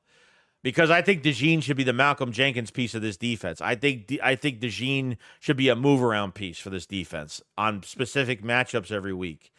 I feel like we're wasting... For this year, it's fine because of where we are right now. He needs to settle in. I get it. But after this year, I think DeJean needs a fucking monstrous fucking role with this team. Like what Malcolm Jenkins was for this defense, gelling the defense together and really bandaging those spots if he has to, playing at multiple positions. I think he'll be more of a factor, more valuable as a Swiss Army knife that way going forward. That's where I'm at with that situation. Young boys, are curious on why we're not talking about the tight end position. No, we did earlier. It's a mess right now. Calcaterra goes down. We're fucked. Goddard did a video with his wife or his girlfriend, and he was like carrying her on his back. I guess his hamstrings are fine because the man's carrying his girlfriend on his back. I don't know. He had a video that came out, so he's missing too many games. He's missing 4 to 6 games a fucking season, man. He had 2 injuries this year. He had the oblique, now he has the hamstring, and should be back soon. Covey will be back soon. Jordan Mailata will be back soon. So you're getting some reinforcements back. Sidney Brown, there's just so much depth everywhere, man. There's so much depth at positions and so much to look forward to. Like, I want Sidney Brown to play, but there's not enough room. I want fucking Isaiah Rodgers to play, and where he's only going to play because Slay's hurt right now with the groin injury. Now, we don't know if it's a grade 1. He'll be out a couple weeks. I don't know what the case is with Slay's injury, but, we'll find out, I think he's very underrated. Yeepa says, Kelly Green. Yeah, it's Kelly Green week, guys. It is Kelly Green week. I'm ready to go, man. I'm ready to fucking go, man. Chad says, Chad Crawford's going up. Says, Shakes, not much talk about Cam Jurgens. How do you think he's doing so far? I think he's been good. If I'm not talking about an offensive lineman most of the time, it means it's a good thing. That's a good thing. I've talked about Fred Johnson because obviously he's been taking the place of Jordan Mailata. I've been talking about Tyler Steam. He's been taking the place of Mekhi Becton because of the injury and stuff like that, the concussion. But if I'm not talking about Cam Jurgens, it means good things. If there's a starter that I don't talk about Lane Johnson and I don't talk about Cam Jurgens because I think he's playing really good. Is he on the level as Kelsey? No, he's not. He's a downgrade 100%. But can he get to that point? Sure. I don't see why not. There's much room for him to get better every single year. We'll see how it goes. Biddy's here. Reminder, we have not lost in throwback since their return. It is true. It is true. When is the second game for Kelly Greens? I forgot when the second game is. Was it last game of the season? I forgot. I forgot what the fucking game is. Yeah, last year we wore it for Miami and the Bills. No, I forgot what other game we wore it for. Mike says, yeah, after watching Traxbury last year, I've been waiting for Rodgers to play. Felt like he would make an impact, and he made an impact immediately. And I think his coverage is he's a younger player. He's Slay. I don't know, man. Like he's been playing good this year. You know, he gave up like one big play, but it wasn't even really a big deal too much. But he's had a good year. Slay, I just don't like as he wasn't drafted in Philadelphia. He just doesn't, he's just a different type of player. He's very outgoing, he's very friendly, he's very like himself. I get it. I get all of that.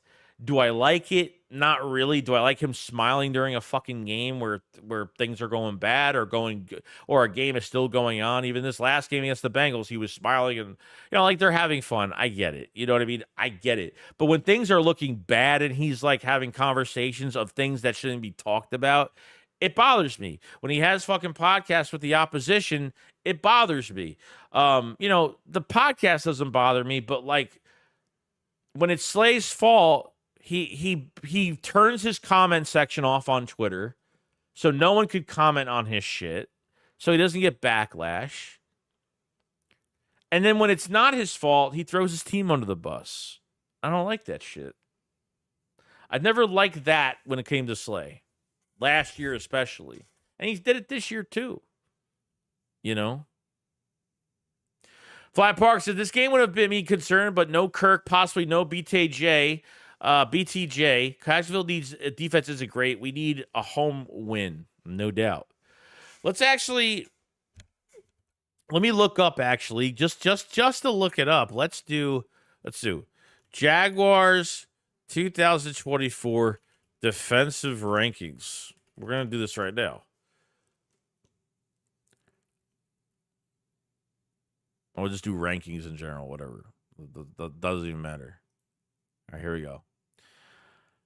Let's go to where's Jacksonville? Where's Jacksonville? Here they are.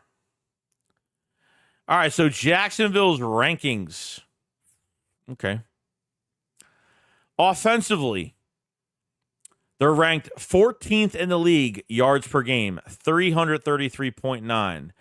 Offensively, rushing yards, they're ranked 16th, 120.1. So they're about average for yards and average per run. Okay. Passing yards per game, 16th, average 213.8. So they've been nothing but average offensively.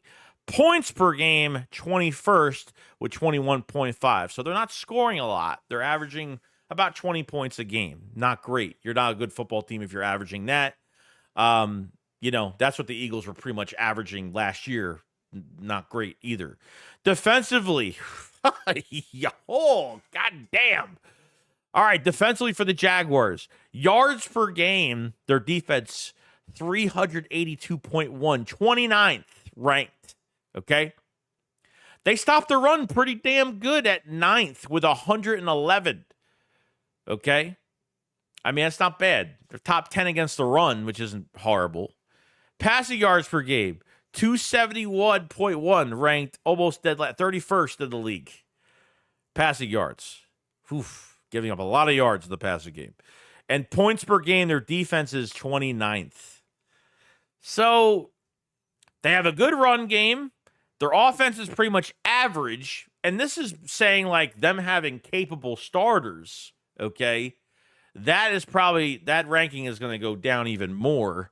And their defense is really bad. It's bad against the pass. They're actually pretty good against the run, but I guess we're going to find that out. They're good against the run. They're bad against the pass defensively, and they give up a lot of points.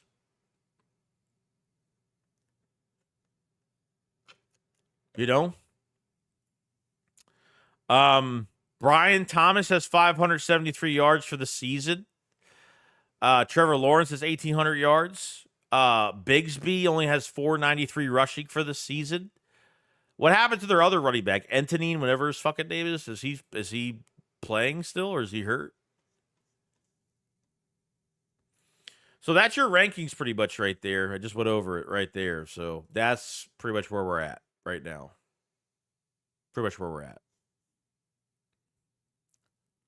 I kind of want to just read that because I haven't read that. I haven't really read it at all. Yeah, Jacksonville's going to be missing three of their receivers, all three receivers, and they just traded their fucking left tackle. So I'm telling you right now, do not keep this game fucking close. Separate, get out of, get a win in Philadelphia and put in your fucking backups as early as you possibly can.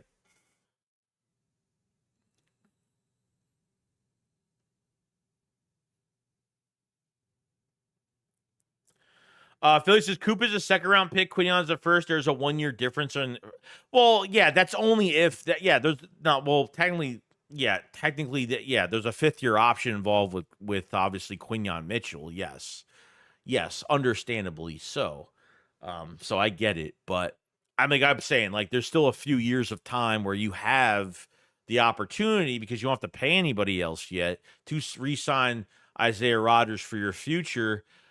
For now, with obviously these other contracts still ongoing. So, Russo, once Sidney Brown is back full time, I think we get to the next level. I need to see it's a lot of bodies with Chauncey. It's a lot of bodies with Chauncey having obviously, Reed Blankenship. We haven't really heard his name besides that pick that he would have had. The one that was deflected by Chauncey against, I think it was against the Browns.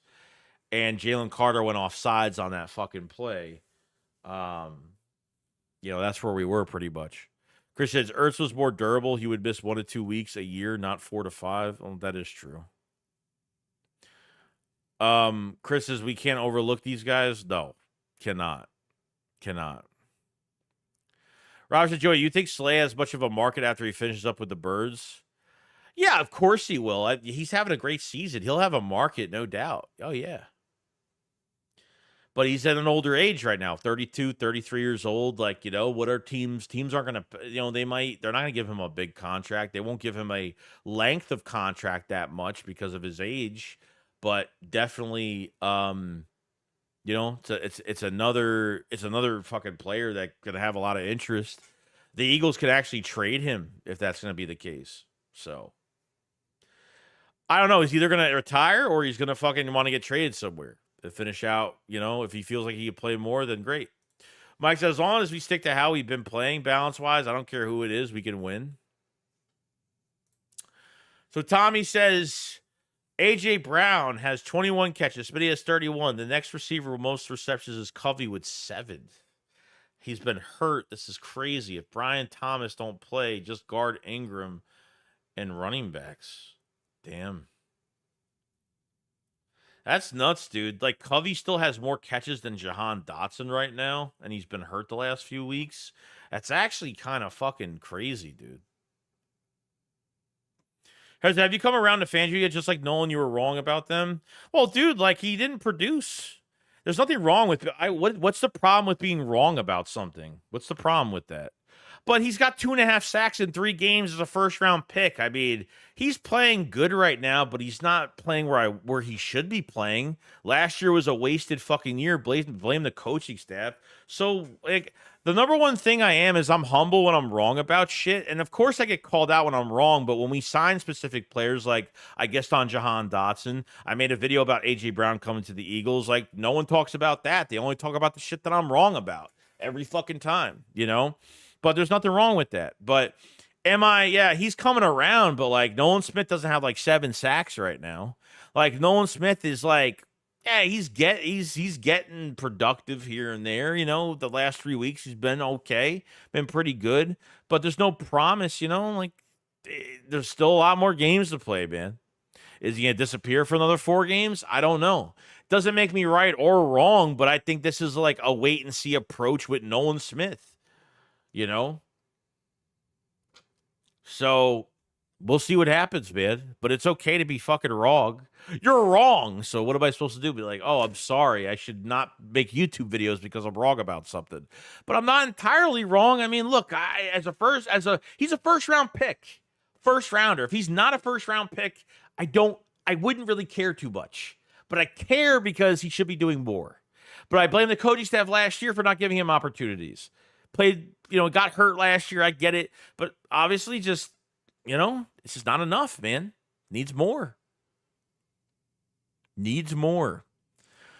Yo, Chris Carr with the super chat. What's going on, man? Appreciate it so much. Just keep it simple, ground and pound. Don't throw more than 25 times. Bearing beat that. No. I mean, keep him. Realistically, you can keep Hurts between 20 to 30, and you'll be fine. I think he's got 2.5 sacks. I don't think he's got 3 sacks, Chris. Get his bus for Canton ready. That's what I'm saying, dude. It's like, I was wrong about Nolan Smith because he has fucking 2.5 sacks in 3 games. Like it's 2.5 sacks in 3 games. Like, that's it. You know, I'm not expecting him to have a 10-sack season. If he gets like 6 sacks this season, that's not a bad year. It's a pretty good fucking year. You know? And it's not even about the sack numbers. That's what I want him to get. But he's got to be disruptive and get his hands on the quarterback. Make them go. I just need to see guys be disruptive. They're doing their job. They're disruptive. Necessarily, if they don't even make the play, if Nolan Smith doesn't make a play and help someone else make a play, then he's doing his job. Doesn't matter to me. Starting corners next year, really depends. If they re-sign Rodgers, I think it'll be Quignon is the number 1, Rodgers is the 2, and it just depends on how they value Cooper DeJean. Do they want to make him a Swiss Army knife, Malcolm Jenkins, move around the secondary type player, or do they want to keep DeJean at the nickel spot the rest of his career? I think they should try to work somebody else. They should draft a corner in the mid rounds that will get some starting experience. And obviously, if it doesn't work out, then obviously you put DeJean back in that spot if it fails. There's not much depth at that inside corner spot. There's not. Maddox is going to be gone. There's nobody else that plays inside. Ricks don't. Rodgers don't. None of these other guys, even this year, like I say, nobody can play inside. Ricks don't. Ringo don't. None of these guys play inside. It sucks. It really does. So without DeJean, if DeJean, you're one, like I said, you're one injury away. Like if DeJean gets hurt, man, fuck, that's going to suck. Pause. Knock on wood 1,000,000 times. But you know what I'm saying, you know? Chris is taking the opening kickoff this week and go up early. Yeah, I would. Ron says, yeah, the Dotson thing is weird to be we've Quez more opportunities when he was here. If Dotson was here in the Super Bowl, I would guarantee he makes the catch. Quez dropped. Yeah. That was one of the big ones for me. That was like one of those, like, man. Hurts went out of his fucking mind, toe-to-toe with Patrick Mahomes. I know he had the scoop and score fumble. I get all that. But it was good, man. It was, man, I was loving every fucking second of that shit. Every second of that shit was great. But yeah, Quez dropped one right through his hands, man. Really sucked. That, if you want to make a name for yourself, that's one of the biggest plays leading up to a Super Bowl win that you're going to be highlighted for the rest of your fucking career, connected to a fucking Super Bowl ring. I mean, that would have been one of his highlight moments. When Quez Watkins was needed the most, he showed up in the Super Bowl, and it just never happened, unfortunately. So, Adder Apologies says, hey, Joey, did you hear that Jaguars won't have their starting right tackle? Yeah, they just traded him to Minnesota. Yep. Yeah, it's, Dougie P's coming back to Philadelphia. I'm not going to be against him too much. We love him. We know we love him. I've never had anything against Doug Pearson at all, like, ever. Be honest with you, but he's coming back and should be interesting. It's gotta be weird for a head coach like to come back. I mean, he's already done it once already, but man, like it must be like, like where all the success, he had all his success in Philadelphia, That's what it is. C-Tay with the super chat. What's going on, man? So I appreciate it so much. There's a lot of people got Nolan wrong. He still hasn't shown his full potential. Agreed. Nolan, I think, is an 8 to 10 sack guy who plays the run well and is a good leader. I am way more impressed with him than Huff. Yeah, no, I agree with that. I am more impressed. I think what they've done with him recently, and since you came up with it, I think he's contained a lot better against the run. He's contained himself. Like, even against the Browns, I thought he played pretty damn good. On containing the outside, where these ends were not containing the outside. These fucking runs were like so easy. So I thought that was really good. I think he's gotten better with that, but he's just undersized right now. He needs to be lined up wide, make the tackle nervous, and you need to attack a gap. Attack his inside, his outside, study that player, see what his weakness is during the game, and start doing some shit to him during the game where his biggest weakness is. If he just bull rushes a tackle, he ain't doing shit. He ain't doing nothing. Those 2 sacks he had in training camp in the preseason games were a bunch of bullshit. And then people were so mad when I said it. I was like, dude, I hate unblocked fucking sacks. I think they're worth nothing to me. Obviously, in a regular game, they're definitely worth something, but in an offseason program, I'm not taking an unblocked backside sack as anything. And then he got chipped by a running back in a game. The running back, he rushed the tackles outside. The running back chipped him from the outside, literally pushed him into the fucking quarterback. I mean, pretty much gave him the sack pretty much. I gave him a lot of shit for that. And people were mad, but I was like, sorry, it's not enough for me. If I see him like against somebody multiple times and he's beating his fucking man across his face and he's getting the hands on the quarterback, that's where I feel like things are more realistic. These uncovered fucking backside sacks and these, whatever. I don't know. But Mike said with the picks thing, I feel like I appreciate Super Chat so much, man. It means so much to me. Mike said, but the picks, I feel like our DBs have been dropping interceptions for years. I don't know what it is, but I hate it. Yeah, it's like they dropped like 8 picks this year so far. It's horrible. That's like the one ingredient that's missing from this fucking defense, man. The one ingredient is missing is getting some of these fucking hands on the football. It's bad. It's really bad at times. Chris, it's clear what Doug was an average to above head coach. He'd always be a legend around here for Super Bowl 50. Oh, of course. Of course. Of course, I still think we need an elite pass rusher. I feel like that would help Davis. Yeah, who are you getting, though? Realistically, I don't think Fangio wants a high-priced player. I don't. When I say high price, I mean like giving up big draft capital for a player that's going to be here as a rental. I have to respect him for saying I want to produce a player for a few years over going in there. He says in my 30 years of coaching, every time I've seen all these big trades happen, 9 out of 10 times they never work out in season by the end of the year. That helps them reach a Super Bowl it just doesn't work that way. Sometimes that's just, that's where we're at.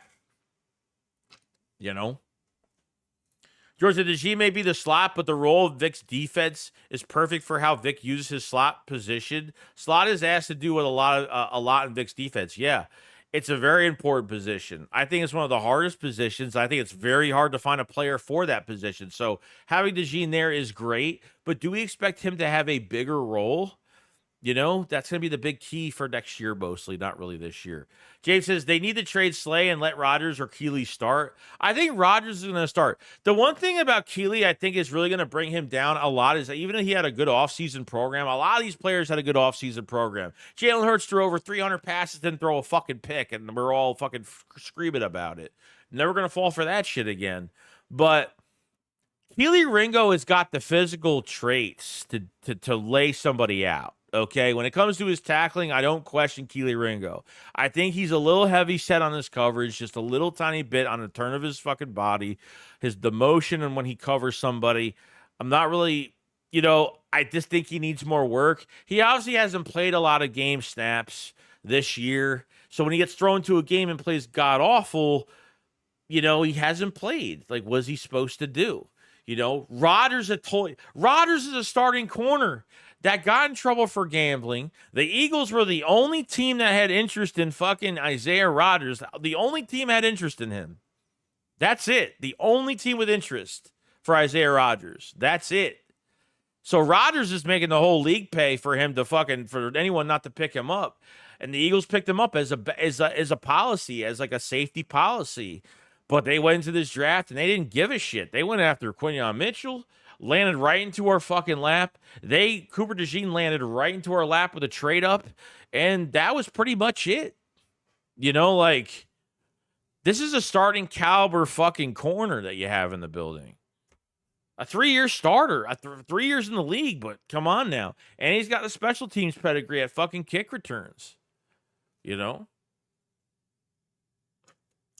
Drew says Nolan only in his first year starting. Well, yeah, well that's a whole thing too, because he barely played last year. He was barely used last year. I blame the coaching staff. I'm not blaming Nolan or saying I hate Nolan Smith. I just hate him.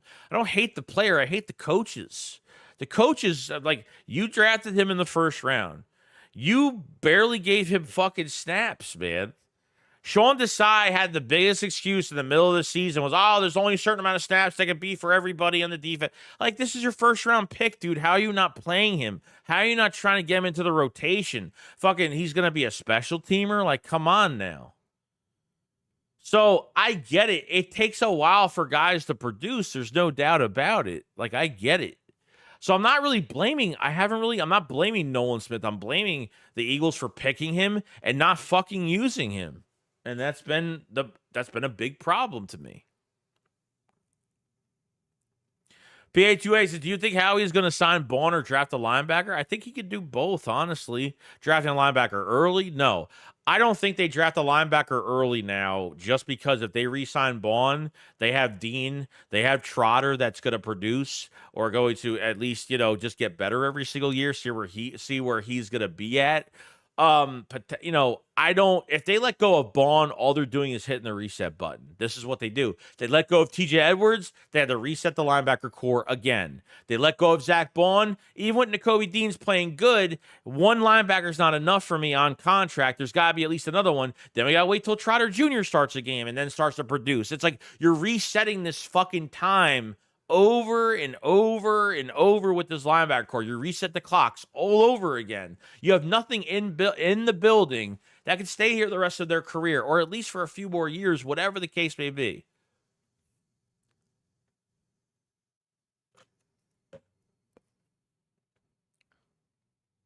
So that's where I'm at with the linebacker position. They just reset. They hit the reset button all the time. They get as much usage out of a player for as long as they possibly can.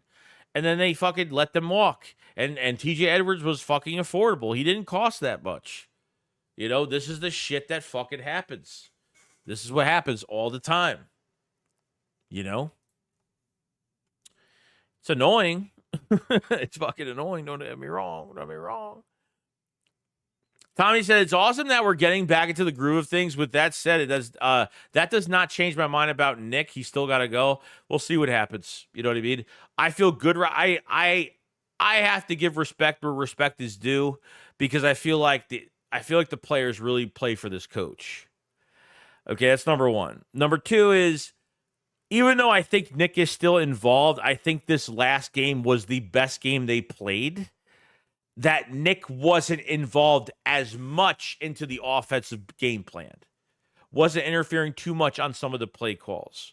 He is going to be involved, but I just want it to be like, at least if Kellen Moore has like 90% of control in game over Nick's 10, I'll feel much better that way. We still have a lot of more games to play as of right now.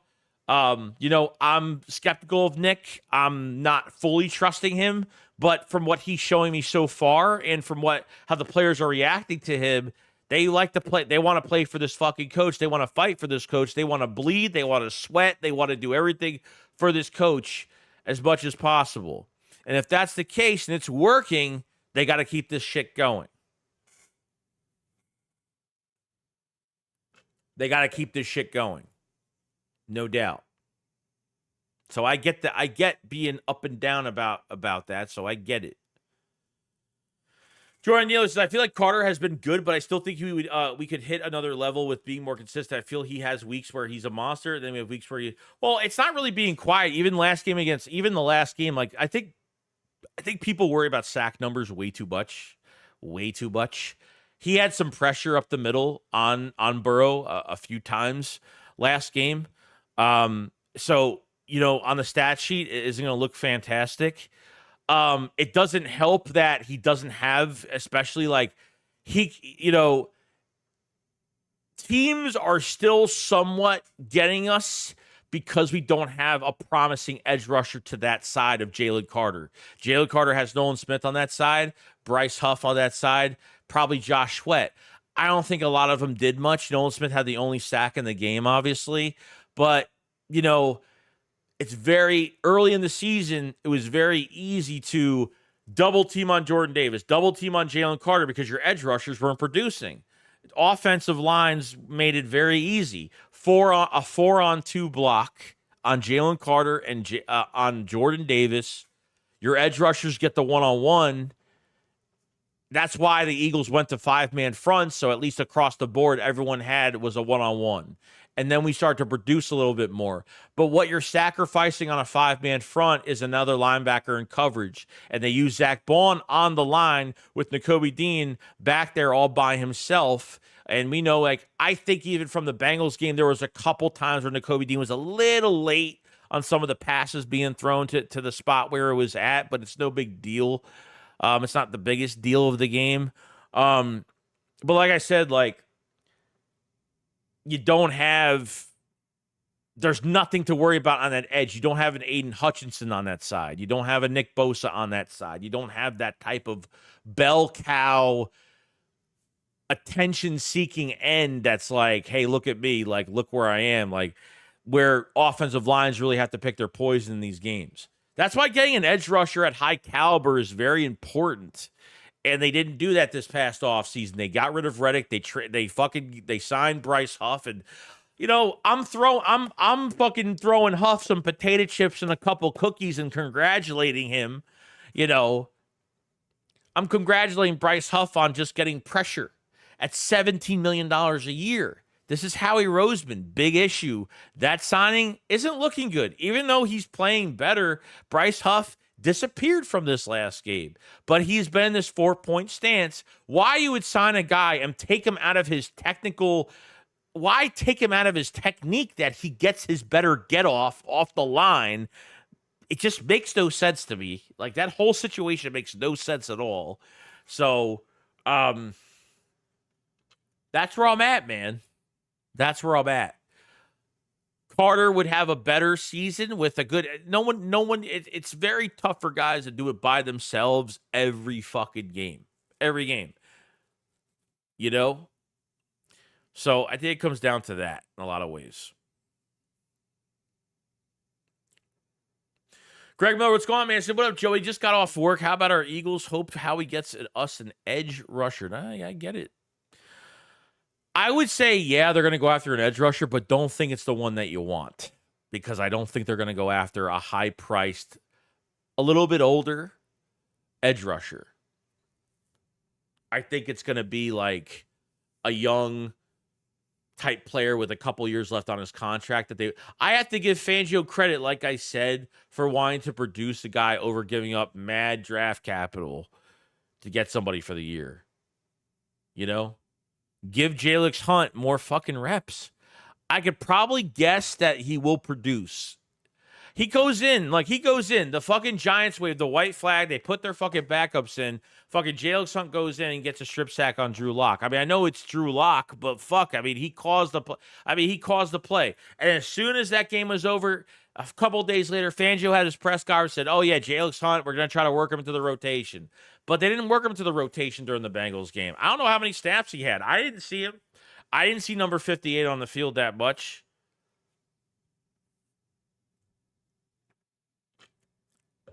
James Small says, I feel like if Jalix Hunt gets to his NFL body, he's going to be a beast. I agree. I think he'll take a couple offseasons. Like I said, Jalix Hunt, man, this is a guy the Eagles had. They had Jalix Hunt on a visit. We've seen the way he plays. He's probably none of these fucking guys could cover these edge rushers. You had Jamar Chase, you had Nolan Smith on Jamar Chase. What the fuck? You had Malik Neighbors on fucking Josh Sweat, on Brandon Graham. That I don't get. That whole thing I don't get. Those guys cannot do it. Jalix Hunt will be the best edge rusher. Will be the best edge guy in coverage for the Eagles. In coverage, there's no way anybody is more athletically sound as him. Josh Sweat, we already know. Remember last year, Josh Sweat had an interview during the season. He said, I hate being in coverage. Can't stand it. He doesn't like it. So if you don't like it that much, not saying he's not going to try, but man, when he knows he's not good at something, That's why I feel like taking players out of position is not always the best thing. He's done it with certain players and it's paid off. And then there's some, especially with the edge rushers, like Brandon Graham. Like, what do you? I mean, Brandon Graham just taps fucking. Brandon Graham taps Malik Neighbors on the fucking shoulder pads. Like, doesn't even push him. Like that. Like, what do you want these? What do you want him to do at his age? Like, what do you want him to do? Like, seriously, that's what I don't get, man. Some things just don't make sense at the right points. CT said every criticism Nola gets, Jordan Davis should get 3 times. I get it. Jordan Davis actually had a good game against the Bengals. He made a couple. For where he was drafted, he should be doing more as a pass rusher. But as a run stuffer, I thought he did really good last week. I thought last week was a good game.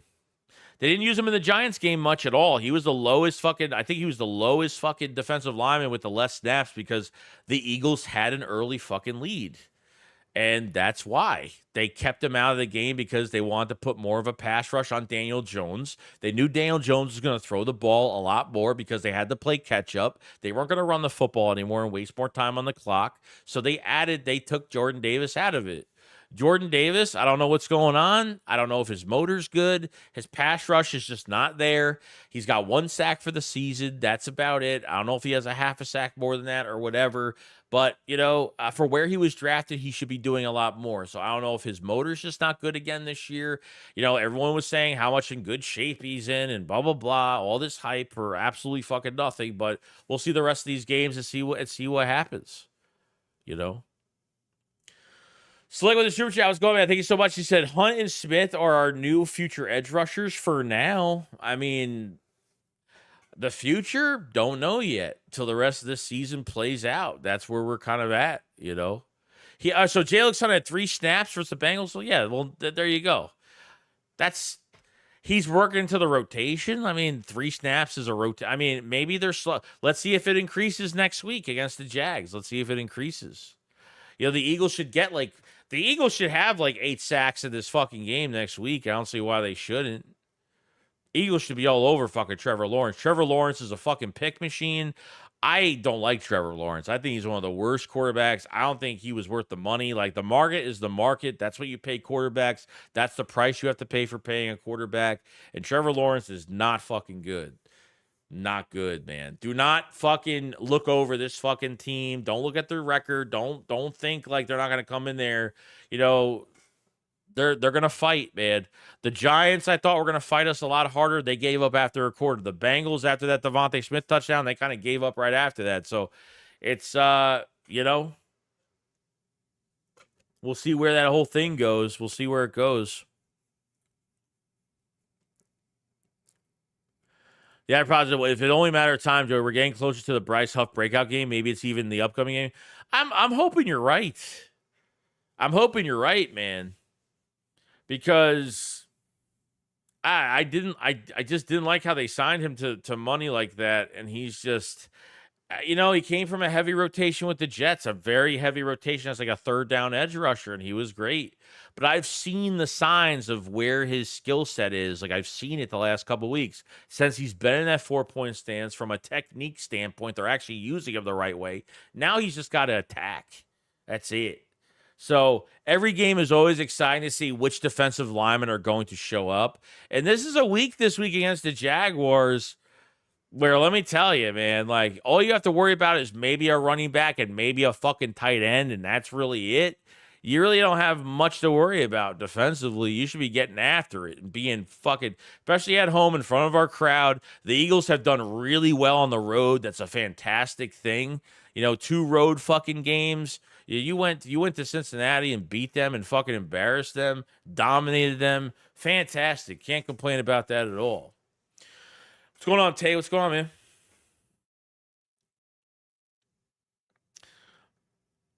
Did I read this already? Hunt and Smith are our future edge rushers. I hope I read that. Appreciate super chat, Slick. Jordan, this is our edge. Our edge is a work in progress since we went 3-4. I agree with that. Vic will slowly get who he wants there over the next few years when we let Sweat walk and when BG retires. Oh, yeah. I think due time, they're going to look for more guys like that. Now, I don't want this to affect the draft. Like, what if they want to move up for an edge rusher in the late first round that someone's still available? What if the edge rusher, you're not looking for an edge rusher in the first round, especially the late first round, regardless. To fucking we need to find the best, because analytically you can't look for a good edge rusher that's great in coverage in the first round. Edge rushers get paid. Edge rushers get paid for sacks. That's what they get paid for. They don't get paid for fucking going in coverage and being on coverage on somebody. Does it add to their value? Yes, it does. But like I said, nothing much after that. A news here says, we got studs on the outside, though. I'm calling Isaiah Rodgers to start over Slay, even though he has had a decent year so far. I don't blame you. I think we just want more youth, and, Slay treats this year like his, it's his farewell tour, and, I don't like his attitude in games. Like, I don't feel like he's just feisty enough, to be honest, at times. I don't know. He wasn't drafted in Philadelphia. He's a different breed of a player. I can understand why Matt Patricia didn't like him in Detroit. I can understand it because he's just a guy that's just going to be himself, and he's not going to be controlled by anybody. And the Eagles are all about expressing their personalities, expressing themselves. So I get that 100%. You have to say, Young Majesty says, why don't we run any stunts on the line, open up some opportunities? They have been running stunts. They ran a couple stunts last game. It didn't generate any pressure. They've been doing it. Sometimes it works, sometimes it doesn't. They didn't run a shit ton of it. I know they ran like 2 stunts from what I've seen when I was streaming and watching the game at the same time from my own vision, that they did run a couple stunts right there. So Mike, that's what I love about Hurts the most, his clutch factor. Not everyone has to I think it's really important. The first pick should be a DT. No, I don't think so. It should be an edge rusher. Nope. I will go. You don't have to go that early for a DT. No. Jordan Davis will be here for another year. Carter will be here, obviously. Ojomo, I would keep him around. Milton Williams, I think he should probably walk. I don't, if he's looking for top money, it's definitely not going to happen. Not from us. So, Dominic says, I didn't think like Fangio's defense at the start of the year at all, because I thought it was just a bend, don't break again, but he's been way more aggressive. He's been aggressive, but he's been creative. And he's getting the play, and players are starting to settle in, like Quinion Mitchell, some of these fast break tackles and coverages, and he's really basing off the athleticism of his secondary to make plays if our defensive line can't get it. So it's great to see our linebackers play downhill, seeing the Kobe Dean on some of these blitz packages. It's really nice to see the creativeness. He's not just lining them up basic and like I said, this is a learning process. He took players out of position. It's just growing. I knew this defense was going to have growing pains before the season started. I already said it before the season started, where this whole thing was going to go. So that's where we are. Chris says, can Trotter Jr. come off the edge? I imagine he could cover better than Smith. Yeah, I don't know, man. Like Trotter, man, like I really don't want him to be like a nothing in Philadelphia and not get an opportunity, man. I really want him to have an opportunity in Philadelphia. I really do. Oh, no one case of what passer y'all like in college this year? I have like by early January, I'll be watching a lot more. I've watched some college football. I don't have time for it on Saturdays. But by early January, I'll have a good fix on who I really want. That edge rusher from Penn State, I actually really like a lot. But like I said, you're gonna have a low pick this year. You know what I mean? So you're gonna have a low pick this year. If you could make it to the first round, unfortunately give up a 3rd round pick this year. He'll get it back. I'm not really worried about that too much, but what will the Eagles do, man? What will the Eagles do? Because realistically, your offense is pretty fucking set. Besides the future of Mekhi Becton, your offense is pretty set. Jahan Dotson's here for another year. Both of your other receivers are lined up. Your fucking offensive line is locked up. There's really nothing else to really worry about. You have a running back. Gainwell's a free agent. Will Shipley hopefully will get an opportunity. They'll definitely sign another running back at some point next season. But defensive, tight end will be a big one, I think, for us. They need to draft Dallas Goedert's replacement, I think. going forward. But defensively, I think they really have to maybe go, depending where they want to put Dejean. If they want to keep at nickel, then keep him there. If they want to really expand his fucking what he could do, draft another nickel corner mid rounds.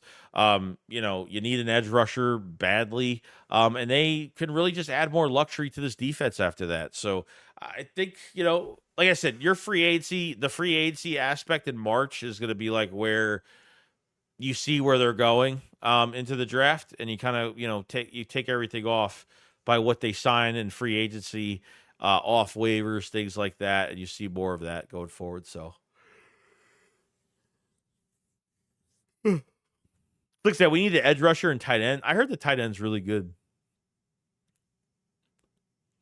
Mike said this is great.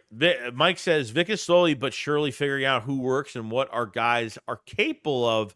Think and hope he continues to push them to get the most possible out of them. Yeah, that's what he's pretty much been. This has been like a learning. The players have been learning. The scheme has been building every week, and I think he's got a good grasp on it. So I agree with that 100%.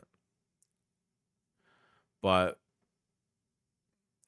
Jordan says not the biggest on 3-4 because there's usually an edge dropping in coverage. Probably why Van Ginkel was so good in Vic's scheme.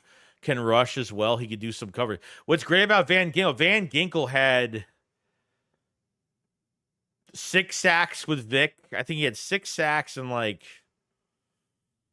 53 pressures, I think, or something. Van Ginkel was a nobody in Miami until Vic Fangio came and just he gets the talent. He when he senses talent from a player, he lets them play a lot more, and he just expands and pulls out more skill out of these specific players. And Ginkel is still a good player right now, and literally with still a great player with the fucking Vikings right now. So the Van Ginkel of our team right now is Zach Bond that really cannot fucking walk. I was actually really shocked he brought no players from Miami, but a lot of those Miami players did not like him at all. A lot of them did not like him for obviously how they use specific guys. And, you know, I get it. You know, there might be guys that don't like the scheme. I completely get it. So that's where we're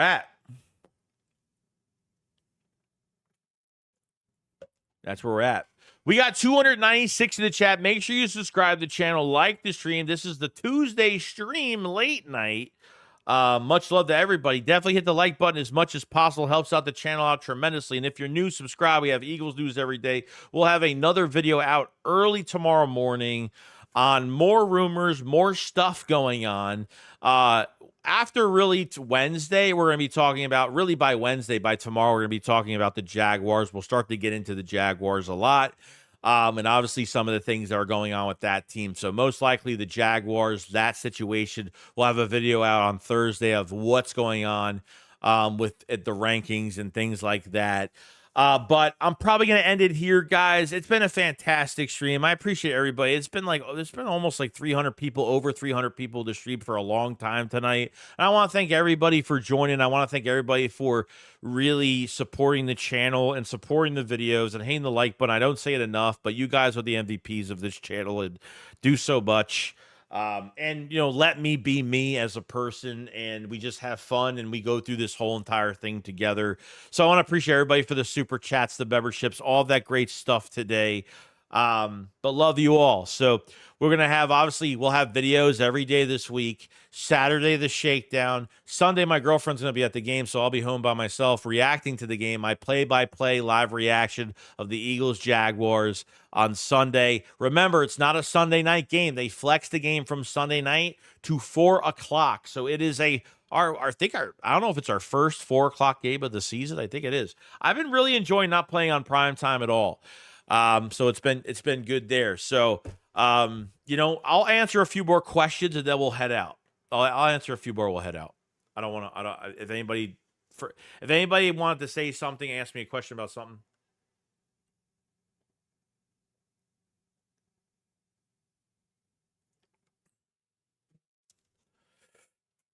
But I think lastly, what we'll say is I think the Eagles are on the right track right now when it comes to the offense, the defense, and doing our thing. So, you know, I think we'll be good to go. Neo says, Joey, we love your rants. Well, you know what? It's nice not to rant. It's actually, well, a positive rant, a negative rant, so, well, Miami's defense isn't doing well.